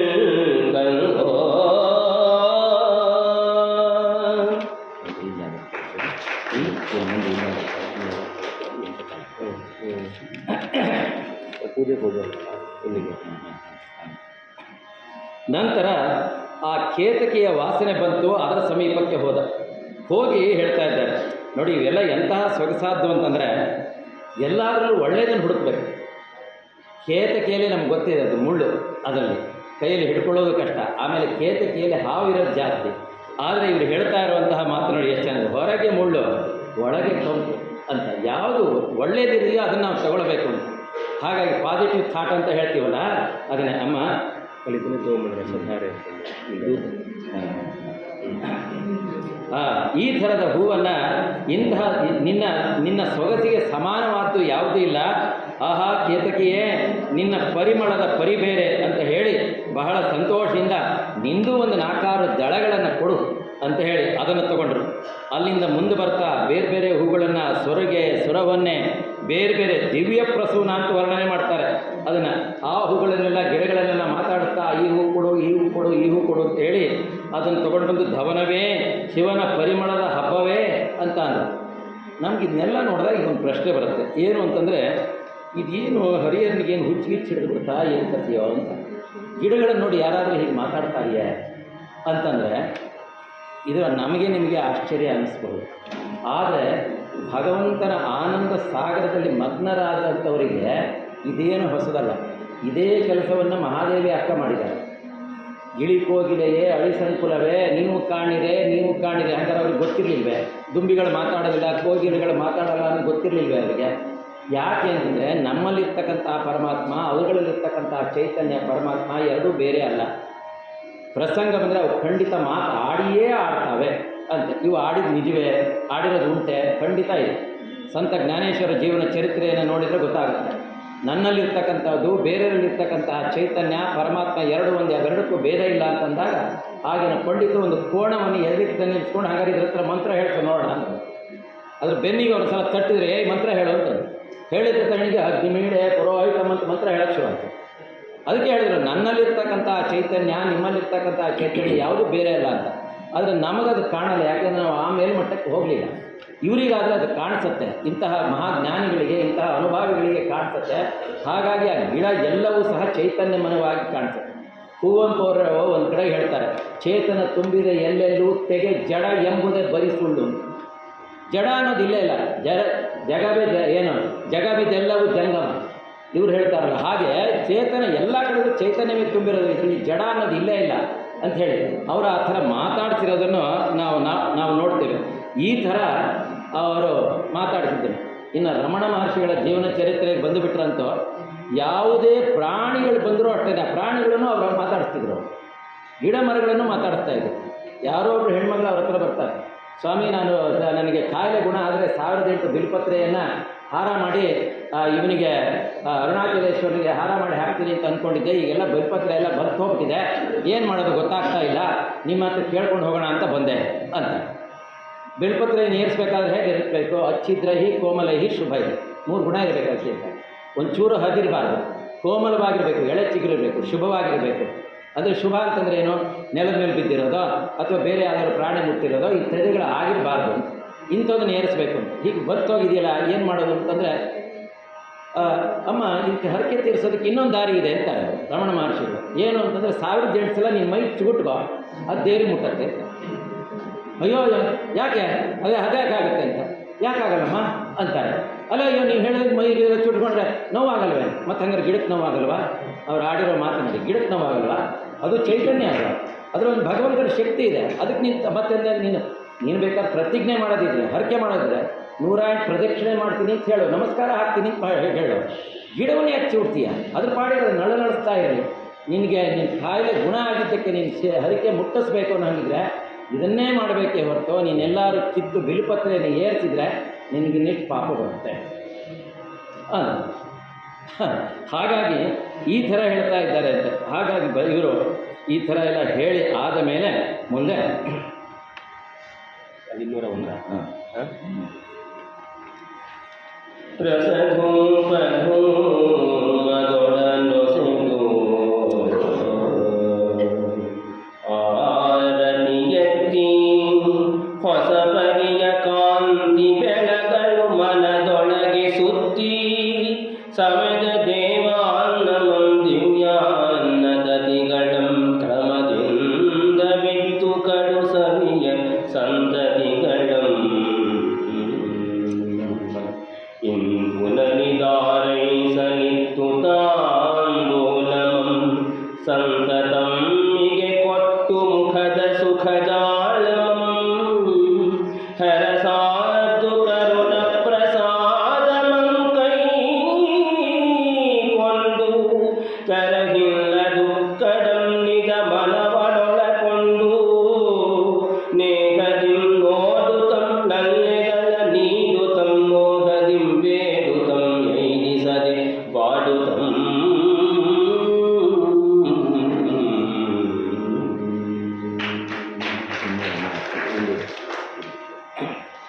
ಆಮೇಲೆ ಆ ಹೂಗಳನ್ನೆಲ್ಲ ಬಿಡಿಸ್ಕೊಂಡು ಬಂದು ಕವಿ ಭಾಳ ಚೆನ್ನಾಗಿ ವರ್ಣನೆ ಮಾಡ್ತಾರೆ. ಹರನ ಅರಮನೆಗೆ ಶಿವನ ದೇಗುಲಕ್ಕೆ ಬಂದರು. ದೇವಸ್ಥಾನ ಅಂತ ಹೇಳೋದು, ಗುಡಿ ಅಂತ ಹೇಳೋದು. ಹರಿಹರನ ಸ್ಪೆಷಾಲಿಟಿ ಏನು ಅಂತಂದರೆ ಹಂಪೆಯನ್ನು ಕಾಶಿ ತನಕ ತೊಗೊಂಡೋಗಿದ್ರು. ಅವನ ಕೃತಿಯಲ್ಲಿ ಅವನು ಬರೀ ಹಂಪೆಯನ್ನು ಕಾಶಿಗೆ ಸಮೀಕರಿಸ್ತಾನೆ, ವಿರೂಪಾಕ್ಷನನ್ನು ಇವನಿಗೆ ಏನು ವಿಶ್ವನಾಥನಿಗೆ ಸಮೀಕರಿಸ್ತಾನೆ. ಈ ಮಟ್ಟದ ಸಮೀಕರಣವನ್ನು ಮಾಡಿದ್ದು ಅವರ ವಿಶೇಷತೆ. ಅವನು ಯಾವಾಗಲೂ ದೇವಸ್ಥಾನ ಅಂತ ಹೇಳೋದಿಲ್ಲ, ಶಿವನ ಅರಮನೆ ಅಂತ ಹೇಳೋದು, ಶಿವ ಮಂದಿರ ಅಂತ ಹೇಳೋದು, ಹರನ ಅರಮನೆ ಅಂತ. ಅಲ್ಲಿ ಹೋಗಿ ಆ ಶಿವನನ್ನು ಎಚ್ಚರಿಸಿ ಅದಾದಮೇಲೆ ಆ ಹೂವುಗಳನ್ನು ನೀರಿನಲ್ಲಿ ಹಾಕಿ ಆ ಹೂವಿನ ಪನ್ನೀರಿನಿಂದ ಆ ಭಗವಂತನ ಮುಖವನ್ನು ತೊಳೆದು ಎಚ್ಚರಿಸಿ ಆದಮೇಲೆ ಹಿತವಾದ ಬಿಸಿ ನೀರಿನಿಂದ, ಥಂಡಿಯೂ ಆಗಿರಬಾರ್ದು ತೊಂದರೆಯೂ ಆಗಿರಬಾರ್ದು, ಆ ಥರದ ಹಿತವಾದ ಬಿಸಿ ನೀರಿನಿಂದ ಆ ದೇವರಿಗೆ ಅಭಿಷೇಕವನ್ನು ಮಾಡಿ ಆ ಹೂವಿನ ಅಲಂಕಾರವನ್ನು ಮಾಡಿ ಆ ಹೂವುಗಳನ್ನು ಹೇಗೆ ಜೋಡಿಸಿದ ಅಂತ ಕವಿ ವರ್ಣನೆ ಮಾಡ್ತಾನೆ. ಈ ಪಚ್ಚೆವೆಲೆ ಇದೆಯಲ್ಲ, ಈ ಪಚ್ಚೆವೆಲೆ ಸ್ವಲ್ಪ ಕಪ್ಪು ಛಾಯೆ ಅದರದ್ದು, ಅವುಗಳನ್ನೆಲ್ಲ ಇಟ್ಟ. ನೋಡಿದರೆ ಅದು ಹೇಗೆ ಕಾಣಿಸ್ತದೆ, ಹಿಂಗಿಟ್ಟು ನೋಡಿದಾಗ ಆಹಾ ಗಜ ಚರ್ಮಾಂಬರವನ್ನು ಇಟ್ಟಾಗಾಯಿತು ಅಂತ. ಅದ್ರ ಮಧ್ಯದಲ್ಲಿ ಸಂಪಿಗೆ ಹೂವನ್ನು ಜೋಡಿಸ್ದ. ಆಹಾ ಇದನ್ನು ಈಗ ನೋಡಿದರೆ ಈಗ ಏನಾಯ್ತಪ್ಪ ಅಂತಂದರೆ ವ್ಯಾಘ್ರ ಚರ್ಮಾಂಬರ ಆಯಿತು. ಯಾಕೆಂದರೆ ಕಪ್ಪು ಹಳದಿ ಪಟ್ಟೆ ಇದ್ದರೆ ಅದು ಹುಲಿ ಚರ್ಮ ಆಗುತ್ತೆ. ಈಗ ಶಿವನೇ ನೀನು ಎಷ್ಟು ಚೆನ್ನಾಗಿ ಕಾಣ್ತೀಯ ಅಂತಾನೆ. ಅವನಿಗೆ ಅದು ವಿಗ್ರಹ ಅಂತ ಅನಿಸೋದಿಲ್ಲ, ಅದು ಶಿವನೇ ನೀನು ಎಷ್ಟು ಚೆನ್ನಾಗಿ ಕಾಣ್ತೀಯ ಪ್ರಭೋ, ನಿನ್ನನ್ನು ನೋಡಿ ಭಾಳ ಸಂತೋಷ ಆಗ್ತಾ ಇದೆ, ಸಂತೋಷ ಆಯಿತು ಅಂತಾನೆ ಅವನು. ನಾವೆಲ್ಲ ದೇವ್ರಿಗೆ ಪೂಜೆ ಮಾಡ್ತೀವಿ, ಹಣದೇನು ಅಂತಂದರೆ ಹೂವನ್ನು ಏರಿಸ್ತಾ ಹೋಗ್ತೀವಿ, ಜಾಸ್ತಿ ಆಯಿತು ಅಂತ ಸುರಿದೇ ಬಿಡ್ತೀವಿ ಅಂತಾನೆ, ಏರಿಸಿ ಎಷ್ಟು ಮಾಡೋದು ಅಂತ. ಪೂಜೆ ಮಾಲೆ ಮಾಡಿ ಹಾಕೋದಲ್ಲ, ಯಾವಾಗಲೂ ಅಷ್ಟೇ ಪೂಜೆ ಮಾಡಬೇಕಾದ್ರೆ ದೇವರ ಕಣ್ಣನ್ನು ಮುಚ್ಚಬಾರದು. ಯಾವುದೇ ವಿಗ್ರಹನೇ ಆಗಲಿ ಆಗಲ್ಲ, ಆ ಕಣ್ಣಿನ ದೃಷ್ಟಿ ನಮ್ಮ ಮೇಲೆ ಬೀಳ್ತಿರ್ಬೇಕು. ನಾವೆಲ್ಲ ಮುಚ್ಚಿದ್ರೆ ಏನಾಗಬೇಕು, ಹೂವಿನ ಸಮಾಧಿ ಮಾಡ್ದಂಗೆ ಆಗುತ್ತೆ ದೇವರು. ಅಷ್ಟೇ ಆ ದೇವರ ಕಣ್ಣು ದೃಷ್ಟಿ ನಮ್ಮ ಮೇಲೆ ಬೀಳ್ತಾ ಇರಬೇಕು. ಯಾವಾಗ ಧೂಪ ದೀಪವನ್ನು ಮಾಡಬೇಕಾದ್ರೂ ಅಷ್ಟೇ, ಧೂಪವನ್ನು ಮಾಡೋದಿದ್ರೆ ಮಕ್ಕಳ ತನಕ ಎತ್ತಬೇಕು, ಅದಕ್ಕಿಂತ ಮೇಲೆ ಎತ್ತಬಾರ್ದು. ಮೇಲೆ ಎತ್ತಿದ್ರೆ ಮೂಗಿಗೆ ಹೊಗೆ ಹೋಗುತ್ತೆ, ದೇವರಿಗೆ ಉಸಿರು ಕಟ್ಟದಂಗೆ ಆಗುತ್ತೆ ಅಂತ ಶಾಸ್ತ್ರಕಾರ ಹೇಳ್ತಾರೆ. ದೀಪವನ್ನು ಮಾಡಿದರೆ ಕಣ್ಣು ತನಕ ಎತ್ತಬೇಕು. ಯಾಕೆಂದರೆ ಆ ಭಗವಂತನ ಜ್ಯೋತಿಯು ಇದು ನಾವು ಇಟ್ಕೊಂಡಿರ್ತಕ್ಕಂಥ ಜ್ಯೋತಿ ಎರಡು ಸಮೀಕರಣ ಆಗಬೇಕು. ನಾವು ಅದನ್ನು ಸ್ವೀಕಾರ ಮಾಡಿದಾಗ ಭಗವಂತನ ನೇತ್ರ ಜ್ಯೋತಿಯೇ ನಮ್ಮಲ್ಲಿ ಬರಬೇಕು ಅಂತ. ಇದು ನಮ್ಮ ಶಾಸ್ತ್ರಕಾರರು ಶಿವಪುರಾಣಗಳಲ್ಲಿ ಇವುಗಳಲ್ಲೆಲ್ಲ ವಿವರಣೆಯನ್ನು ಹಾಕ್ತಾರೆ. ಇಲ್ಲಿಯ ತನಕ ಎತ್ತಬೇಕು, ಇಷ್ಟು ಎತ್ತಬೇಕು, ಇಷ್ಟು ಪ್ರದಕ್ಷಿಣೆ, ಇಷ್ಟು ನಮಸ್ಕಾರ ಮಾಡಬೇಕು ಅಂತ ಎಲ್ಲವೂ ಇದೆ. ನಾವೇನು ಮಾಡ್ತೀವಿ, ಏನೇನೋ ಮಾತಾಡ್ತಿರ್ತೀವಿ, ಹಾಗೆ ಆಗ್ತಿರ್ತೀವಿ ಅಂತಾರೆ ಮನೋಟನಸ್. ಅದಕ್ಕೆ ಯಾರ ಜೊತೆ ಮಾತಾಡ್ತೀವಿ, ಏನಾಯ್ತು ತಿಂದೆ, ಇನ್ನೂ ಆಗಿಲ್ವಾ, ಹಾಂ ಸರಿ ಅಂತ ಆಯ್ದಾಯ್ತು ಮುಗಿತು ಅಂದರೆ ನಮ್ಮವೆಲ್ಲ ಪೂಜೆ ಪುರಸ್ಕಾರ. ಹಾಗಾಗಿ ನಮ್ಗೆ ಏನಾಗಿದೆ ಅಂದರೆ ಈ ಪೂಜೆ ಪುರಸ್ಕಾರಗಳು ಒಂದು ಪ್ರಾರಬ್ಧ, ಬೇಗ ಮುಗಿಸ್ಕೊಂಡು ಹೋದರೆ ಸಾಕು ಅನ್ನೋಗಾಗಿ ದೇವರು ನಮಗೆ ಯಾಕೆ ಒಲಿಯಲ್ಲ ಅಂದರೆ ಇದೇ ಕಾರಣಕ್ಕೆ. ಆಚಾರ್ಯ ಶಂಕರರು ಶಿವಾಪರಾಧ ಕ್ಷಮಾಪಣಾ ಸ್ತೋತ್ರ ಅಂತ ಒಂದು ಕೃತಿಯಲ್ಲಿ ಹೇಳ್ತಾರೆ, ದೇವರೇ ನಾನು ನಿನ್ನ ಹತ್ರ ಮಾಡಿರುವಂಥ ಅಪರಾಧವನ್ನು ಕ್ಷಮಿಸು ಅಂತಾರೆ. ಹಾಗಂದ್ಕೊಂಡ್ರೆ ನಮಗೆ ನಿಮಗೆ ಆಶ್ಚರ್ಯ ಆಗುತ್ತಲ್ವ, ನಾವೆಲ್ಲಿ ದೇವ್ರ ಹತ್ರ ಅಪರಾಧ ಮಾಡಿದ್ದೀವಿ?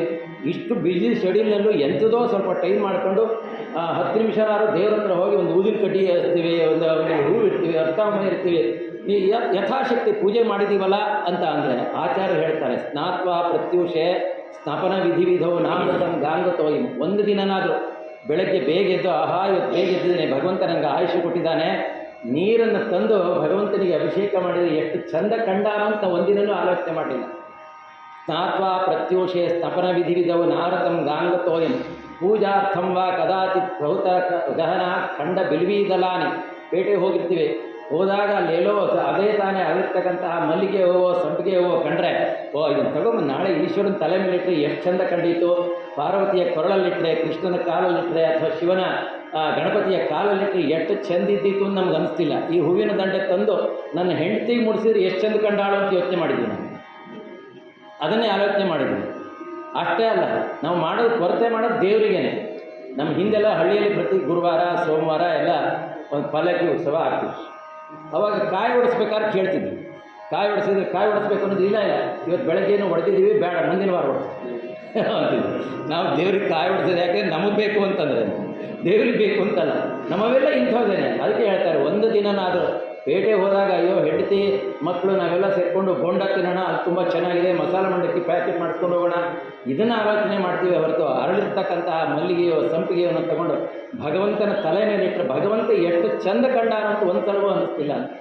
ರಾಮಕೃಷ್ಣ ಪರಮಹಂಸರು ಹೇಳ್ತಾರೆ, ಅದು ಬೇಕು ಇದು ಬೇಕು ಅಂತ ಹೇಳ್ತಾರೆ ದೇವರನ್ನು, ನೀನು ಬೇಕು ಅಂತ ಕೇಳಿದ್ರೆ ಯಾರು?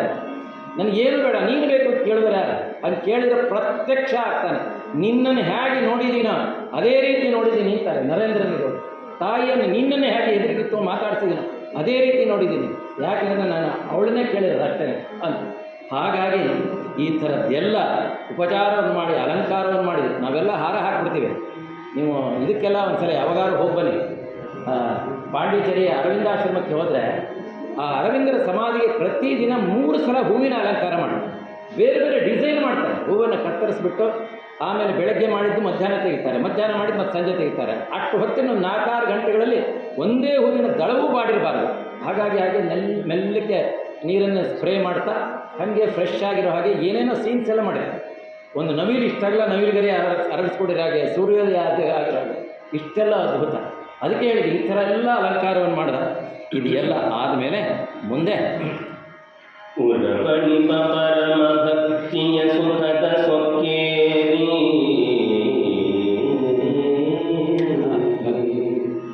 ಹರ ನಿನ್ನ ಮೂರ್ತಿ ಕರಣಗಳು ಕಾಲೂರಿ ಉರವಣಿಪ ಪರಮ ಭಕ್ತಿಯ ಸುಖದ ಸೊಕ್ಕೇರಿ ಹರ ನಿನ್ನ ಮೂರ್ತಿ ಕರಣಗಳು ಕಾಲೂರಿ ಹರ ಹರ ನಮಃ ಶಿವಾಯ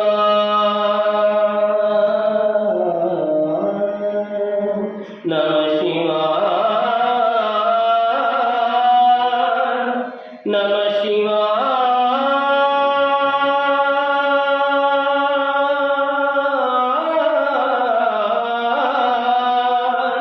ಹರ ಹರ ನಮಃ ಶಿವಾಯ ನಮಃ ಶಿವಾಯ ಎಂಬ ಕಳವಳವೇರಿ ಪರಮ ಪದದಾನಂದ ಸುಧಯ ಸವಿತಲೆಗೇರಿ ತೀವಿ ಗದಗದ ಮುನ್ನಿಪೋನ್ನಿ ಕರಕುತ ಮಂದು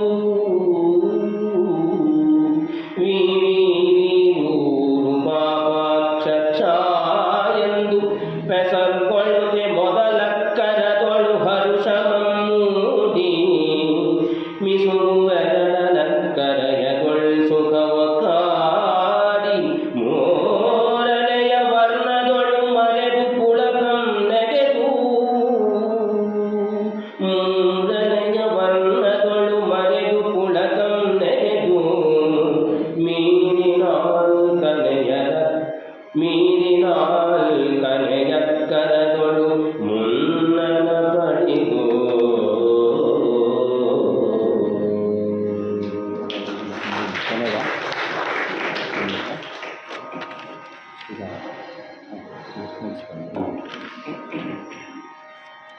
ಇಷ್ಟೆಲ್ಲ ಪೂಜೆಯನ್ನು ಮಾಡಿ ಭಗವಂತನಿಗೆ ನೈವೇದ್ಯವನ್ನೆಲ್ಲ ಮಾಡ್ದ. ಅನೇಕ ರೀತಿಯಲ್ಲಿ ನಮಸ್ಕಾರ ಮಾಡ್ದ. ದೇವರನ್ನು ಧ್ಯಾನ ಮಾಡಲಿಕ್ಕಿಂತ ಮುಂದ್ಗಡೆ ಕೂತ್ಕೊಂಡ.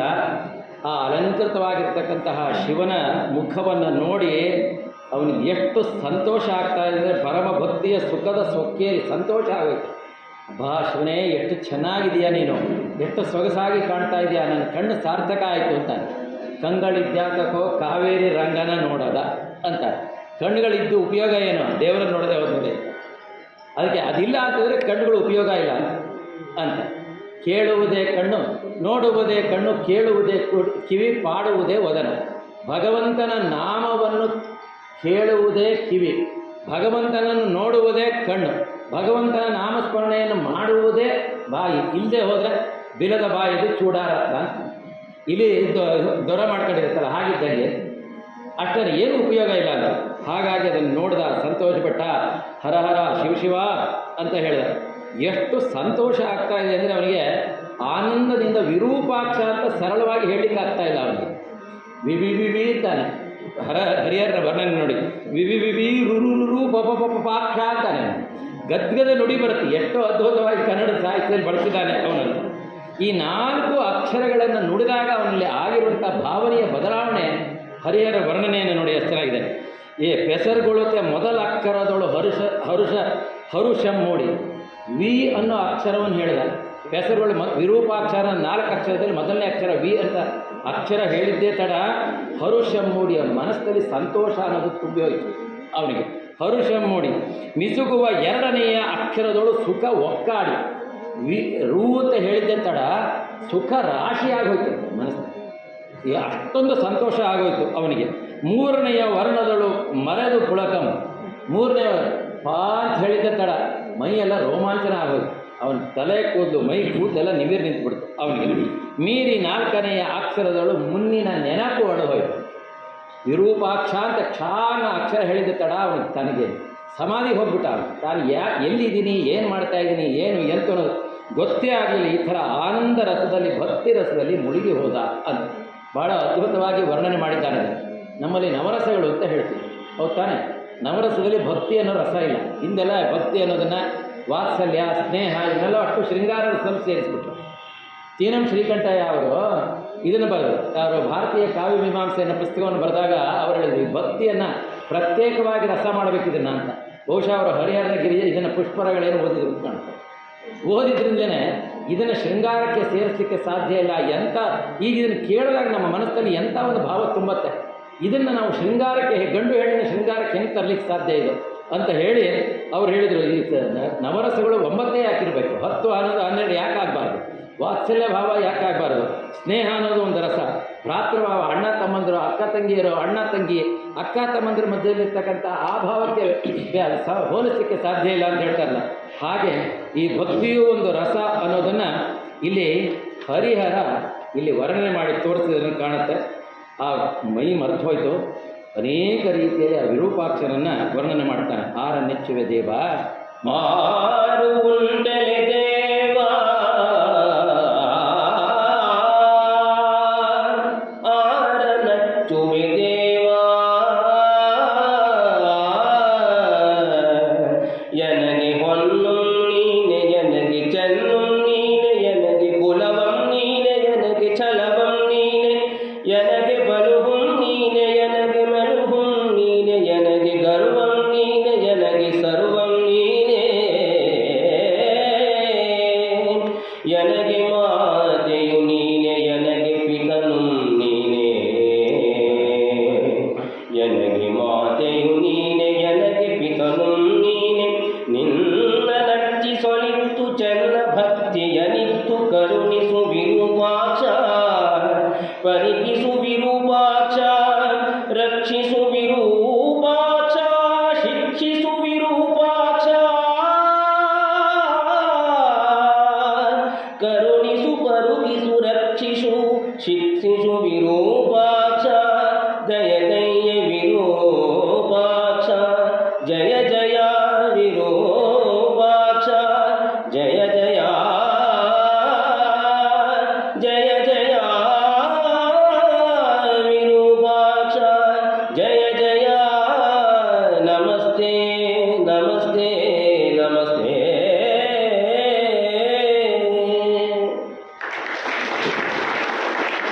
ಇಷ್ಟೆಲ್ಲ ಮಾಡಿ ಸಂಪೂರ್ಣ ಶರಣಾಗತನಾಗಿ ಹೇಳ್ತಾ ಇದ್ದೇನೆ. ತಂದೆ, ನಿನ್ನ ಬಿಟ್ಟರೆ ಯಾರಿದ್ದಾರೆ ನನಗೆ? ಟೋಟಲ್ ಸರೆಂಡರ್ ಅಂತ ಒಂದು ಮಾತು ಬರುತ್ತಲ್ಲ, ಸಂಪೂರ್ಣ ಶರಣಾಗತಿ. ನನಗೆ ತಂದೆಯೂ ನೀನೇ, ತಾಯಿಯೂ ನೀನೇ. ನಿನ್ನನ್ನು ಬಿಟ್ಟರೆ ನನ್ನನ್ನು ಕಾಪಾಡುವಂಥವ್ರು ಯಾರಿದ್ದಾರೆ?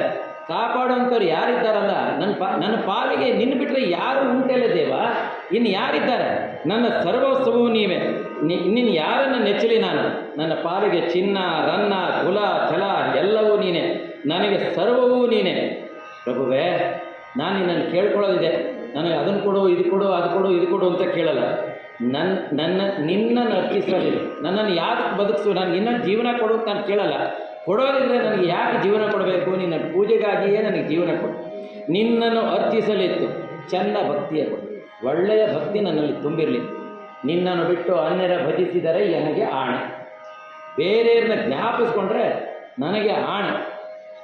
ಹಾಗಾಗಿ ನನ್ನನ್ನು ನೋಡ್ಕೊಳ್ಬೇಕಾದ್ರೆ ನಿನ್ನ ಕರ್ತವ್ಯ. ಆದ್ದರಿಂದ ದೇವ, ನನ್ನನ್ನು ನೀವು ಏನು ಬೇಕಾದ್ರೂ ಪರೀಕ್ಷೆ ಮಾಡಬೇಕು. ನಿನ್ನ ಪರೀಕ್ಷೆಯಲ್ಲಿ ನಾನು ಪಾಸ್ ಆಗ್ತೀನೋ ಇಲ್ವೋ, ತೇರ್ಗಡೆ ಆಗ್ತೀನೋ ಇಲ್ವೋ ಅನ್ನೋದನ್ನು ನೀನು ನೋಡು, ಪರೀಕ್ಷಿಸು, ರಕ್ಷಿಸು. ಇಲ್ಲ ನಿನ್ನ ಪರೀಕ್ಷೆಯಲ್ಲಿ ನಾನು ಇನ್ನೂ ಸರಿಯಾಗಲಿಲ್ಲ ಅಂತಂದರೆ ಶಿಕ್ಷೆಯನ್ನು ಕೊಡ್ತೀಯಾ? ಕೊಡು. ಯಾಕೆ ನನಗೆ ತಂದೆಯೂ ನೀನೇ, ತಾಯಿಯೂ ನೀನೇ. ಪ್ರಭುವೇ ದಯ ಮಾಡು ಅಂಥೇಳಿ, ದೇವರೇ ನಿನಗೆ ಗೆಲುವಾಗಲಿ, ಜಯವಾಗಲಿ, ನಮಸ್ತೆ ನಮಸ್ತೆ ನಮಸ್ತೆ ಅಂತ ಇಲ್ಲಿ 3 ಸಲ ಯಾಕೆ ಹೇಳಬೇಕಿತ್ತು? ಒಂದು ಸಲ ಸಾಕಿತ್ತು. ಒಂದೇ ಸಲ ಸಾಕಿತ್ತಲ್ಲ ಅಂದರೆ ನಮಸ್ಕಾರ, ಕಾಯ ನಮಸ್ತೆ, ವಾಚಾ ನಮಸ್ತೆ, ಮನಸ ನಮಸ್ತೆ ಅಂತ. ಒಂದೇ ಸಲ ನಮಸ್ಕಾರ ಅಂದರೆ ಸಾಕಿತ್ತಲ್ಲ ಅಂತಂದರೆ ದೇಹದಿಂದ ನಮಸ್ಕಾರ, ಮಾತಿನಿಂದ ನಮಸ್ಕಾರ, ಮನಸ್ಸಿನಿಂದ ನಮಸ್ಕಾರ. ಕಾಯ ವಾಚ ಮನಸ ನಿನಗೆ ನಮಸ್ಕಾರ ಮಾಡ್ತೇನೆ. ನನಗೆ ಯಾವ ಭಾವವೂ ಇಲ್ಲ, ನೀನೇ ನನ್ನಲ್ಲಿ ತುಂಬಿದ್ದೀಯೆ ಅಂತ ಹೇಳಿ ಅತ್ಯದ್ಭುತವಾಗಿ ಆ ಹೂಗಳನ್ನು ತಂದು ಅರ್ಚನೆ ಮಾಡಿ ಹೇಳಿದ್ನಲ್ಲ, ಆ ಪ್ರಾರಂಭದಲ್ಲೇ ಹೇಳಿದ್ರು, ತೋಟದಿಂದ ಹೂ ಬಿಡಿಸ್ಕೊಂಬಂದು ದೇವರಿಗೆ ಇಟ್ಟ ಪೂಜೆ ಮಾಡಿದ ಅನ್ನೋದಕ್ಕೆ ಎಷ್ಟು ಹೊತ್ತು ಬೇಕು? ಇಟ್ ಇಸ್ ಎ ಸೆಂಟೆನ್ಸ್, ಅಷ್ಟೇ ಒಂದು ವಾಕ್ಯ ಇದೆ. ಆದರೆ ಸುಮಾರು 300 ಸಾಲಿನಲ್ಲಿ ಬರೀತಾನೆ, ಒಂದರಲ್ಲಾದರೂ ಇದಿಲ್ಲ, ರಿಪಿಟೇಷನ್ ಇಲ್ಲ. ಎಷ್ಟು ಸಂತೋಷ ನಮಗೆ ಅದರ ಅನುಭವಕ್ಕೆ ಬರೋದು. ಅಷ್ಟು ಚೆನ್ನಾಗಿ ಅನುಭವಿಸಿ ಬರೆದದ್ದು ಸಾಹಿತ್ಯ ಅಂತ ಹೇಳಲ್ಲ, ಅಷ್ಟು ಚೆನ್ನಾಗಿ. ಅದಕ್ಕಾಗಿ ಅವನೊಬ್ಬ ಭಾಳ ಶ್ರೇಷ್ಠವನಾದಂತಹ ಕವಿ. ಇವರು ಹೇಳಿದ ಹಾಗೆ ನಾವು ಅಷ್ಟೇ ಗುರುಗಳ ಅನುಗ್ರಹದಿಂದ ಹಿಂದುಗಡೆ ಗುರು ಇದ್ದಾರೆ, ಮುಂದುಗಡೆಗೆ ಭಗವಂತನ ಅನುಗ್ರಹ ನಮಗೂ ಇರಲಿ. ಹಾಗಾಗಿ ನಮಗೂ ಒಟ್ಟೆ ನಾವು ಭಗವಂತನಲ್ಲಿ ಪ್ರಾರ್ಥಿಸೋಣ. ನಿನ್ನನ್ನು ಅರ್ಪಿಸಲಿತ್ತು ಚೆನ್ನ ಭಕ್ತಿಯ ಕೊಟ್ಟು ಕರುಣಿಸು, ನಮ್ಮನ್ನು ರಕ್ಷಿಸು, ಶಿಕ್ಷಿಸು, ನಮ್ಮನ್ನು ಹೊರೆ ಅಂತ ಹೇಳ್ತಾ ಇಂತಹ ಒಂದು ಉತ್ತಮವಾದ ಭಾಗವನ್ನು ವಾಚನ ವ್ಯಾಖ್ಯಾನ ಮಾಡಲಿಕ್ಕೆ ಅವಕಾಶ ಮಾಡಿಕೊಟ್ಟಿದ್ದಕ್ಕೆ ಜೊತೆಗೆ ನೀವು ಅದನ್ನು ಆಸ್ವಾದಿಸಿದ್ರಿ ಅನ್ನೋದು ನಮ್ಗೆ ಗೊತ್ತಾಯಿತು, ಖುಷಿ ಆಯಿತು. ಎಷ್ಟೊಂದೆಲ್ಲ ನಾವು ಒಂದು ಮಾತು ಹೇಳ್ತಾ ಇರ್ತೀವಿ, ದೇವರನ್ನ ನಾವು ಕಲಾವಿದರು ನಾವು ಕೇಳ್ಕೊಳ್ಳೋದು ಒಂದೇ, ನಮ್ಮ ಹಣೆ ಮೇಲೆ ಏನು ಬೇಕಾದ್ರೂ ಬರೀ, ನಾವು ಬೇಸರ ಪಟ್ಟುಕೊಳ್ಳಲ್ಲ. ಆದರೆ ಅರಸಿಕರ ಮುಂದೆ ಕಾವ್ಯವನ್ನು ಓದೋದು ಬರಿಬೇಡ ಅಂತ. ಅದು ನಮ್ಗೆ ತುಂಬ ಸಂತೋಷ, ನೀವೆಲ್ಲರೂ ಎಂಜಾಯ್ ಮಾಡಿದರೆ. ಆವಾಗ ನಾವು ಓದಿದ್ದು, ನಾವು ಅನುಭವಿಸಿದ್ದು, ಸಂತೋಷಪಟ್ಟಿದ್ದು ಸಾರ್ಥಕ ಆಯಿತು. ಆ ಭಗವಂತ ನಮ್ಮನ್ನು ನಿಮ್ಮನ್ನು ಎಲ್ಲರನ್ನೂ ಕಾಪಾಡಲಿ, ಗುರುಗಳ ಅನುಗ್ರಹ ನಿರಂತರ ನಮ್ಮ ಮೇಲೆ ಇರಲಿ ಅಂತ ಹೇಳ್ತಾ ಈ ದಿನ ಕಾರ್ಯಕ್ರಮಕ್ಕೆ ಮಂಗಳವನ್ನು ಹಾಡ್ತೇವೆ.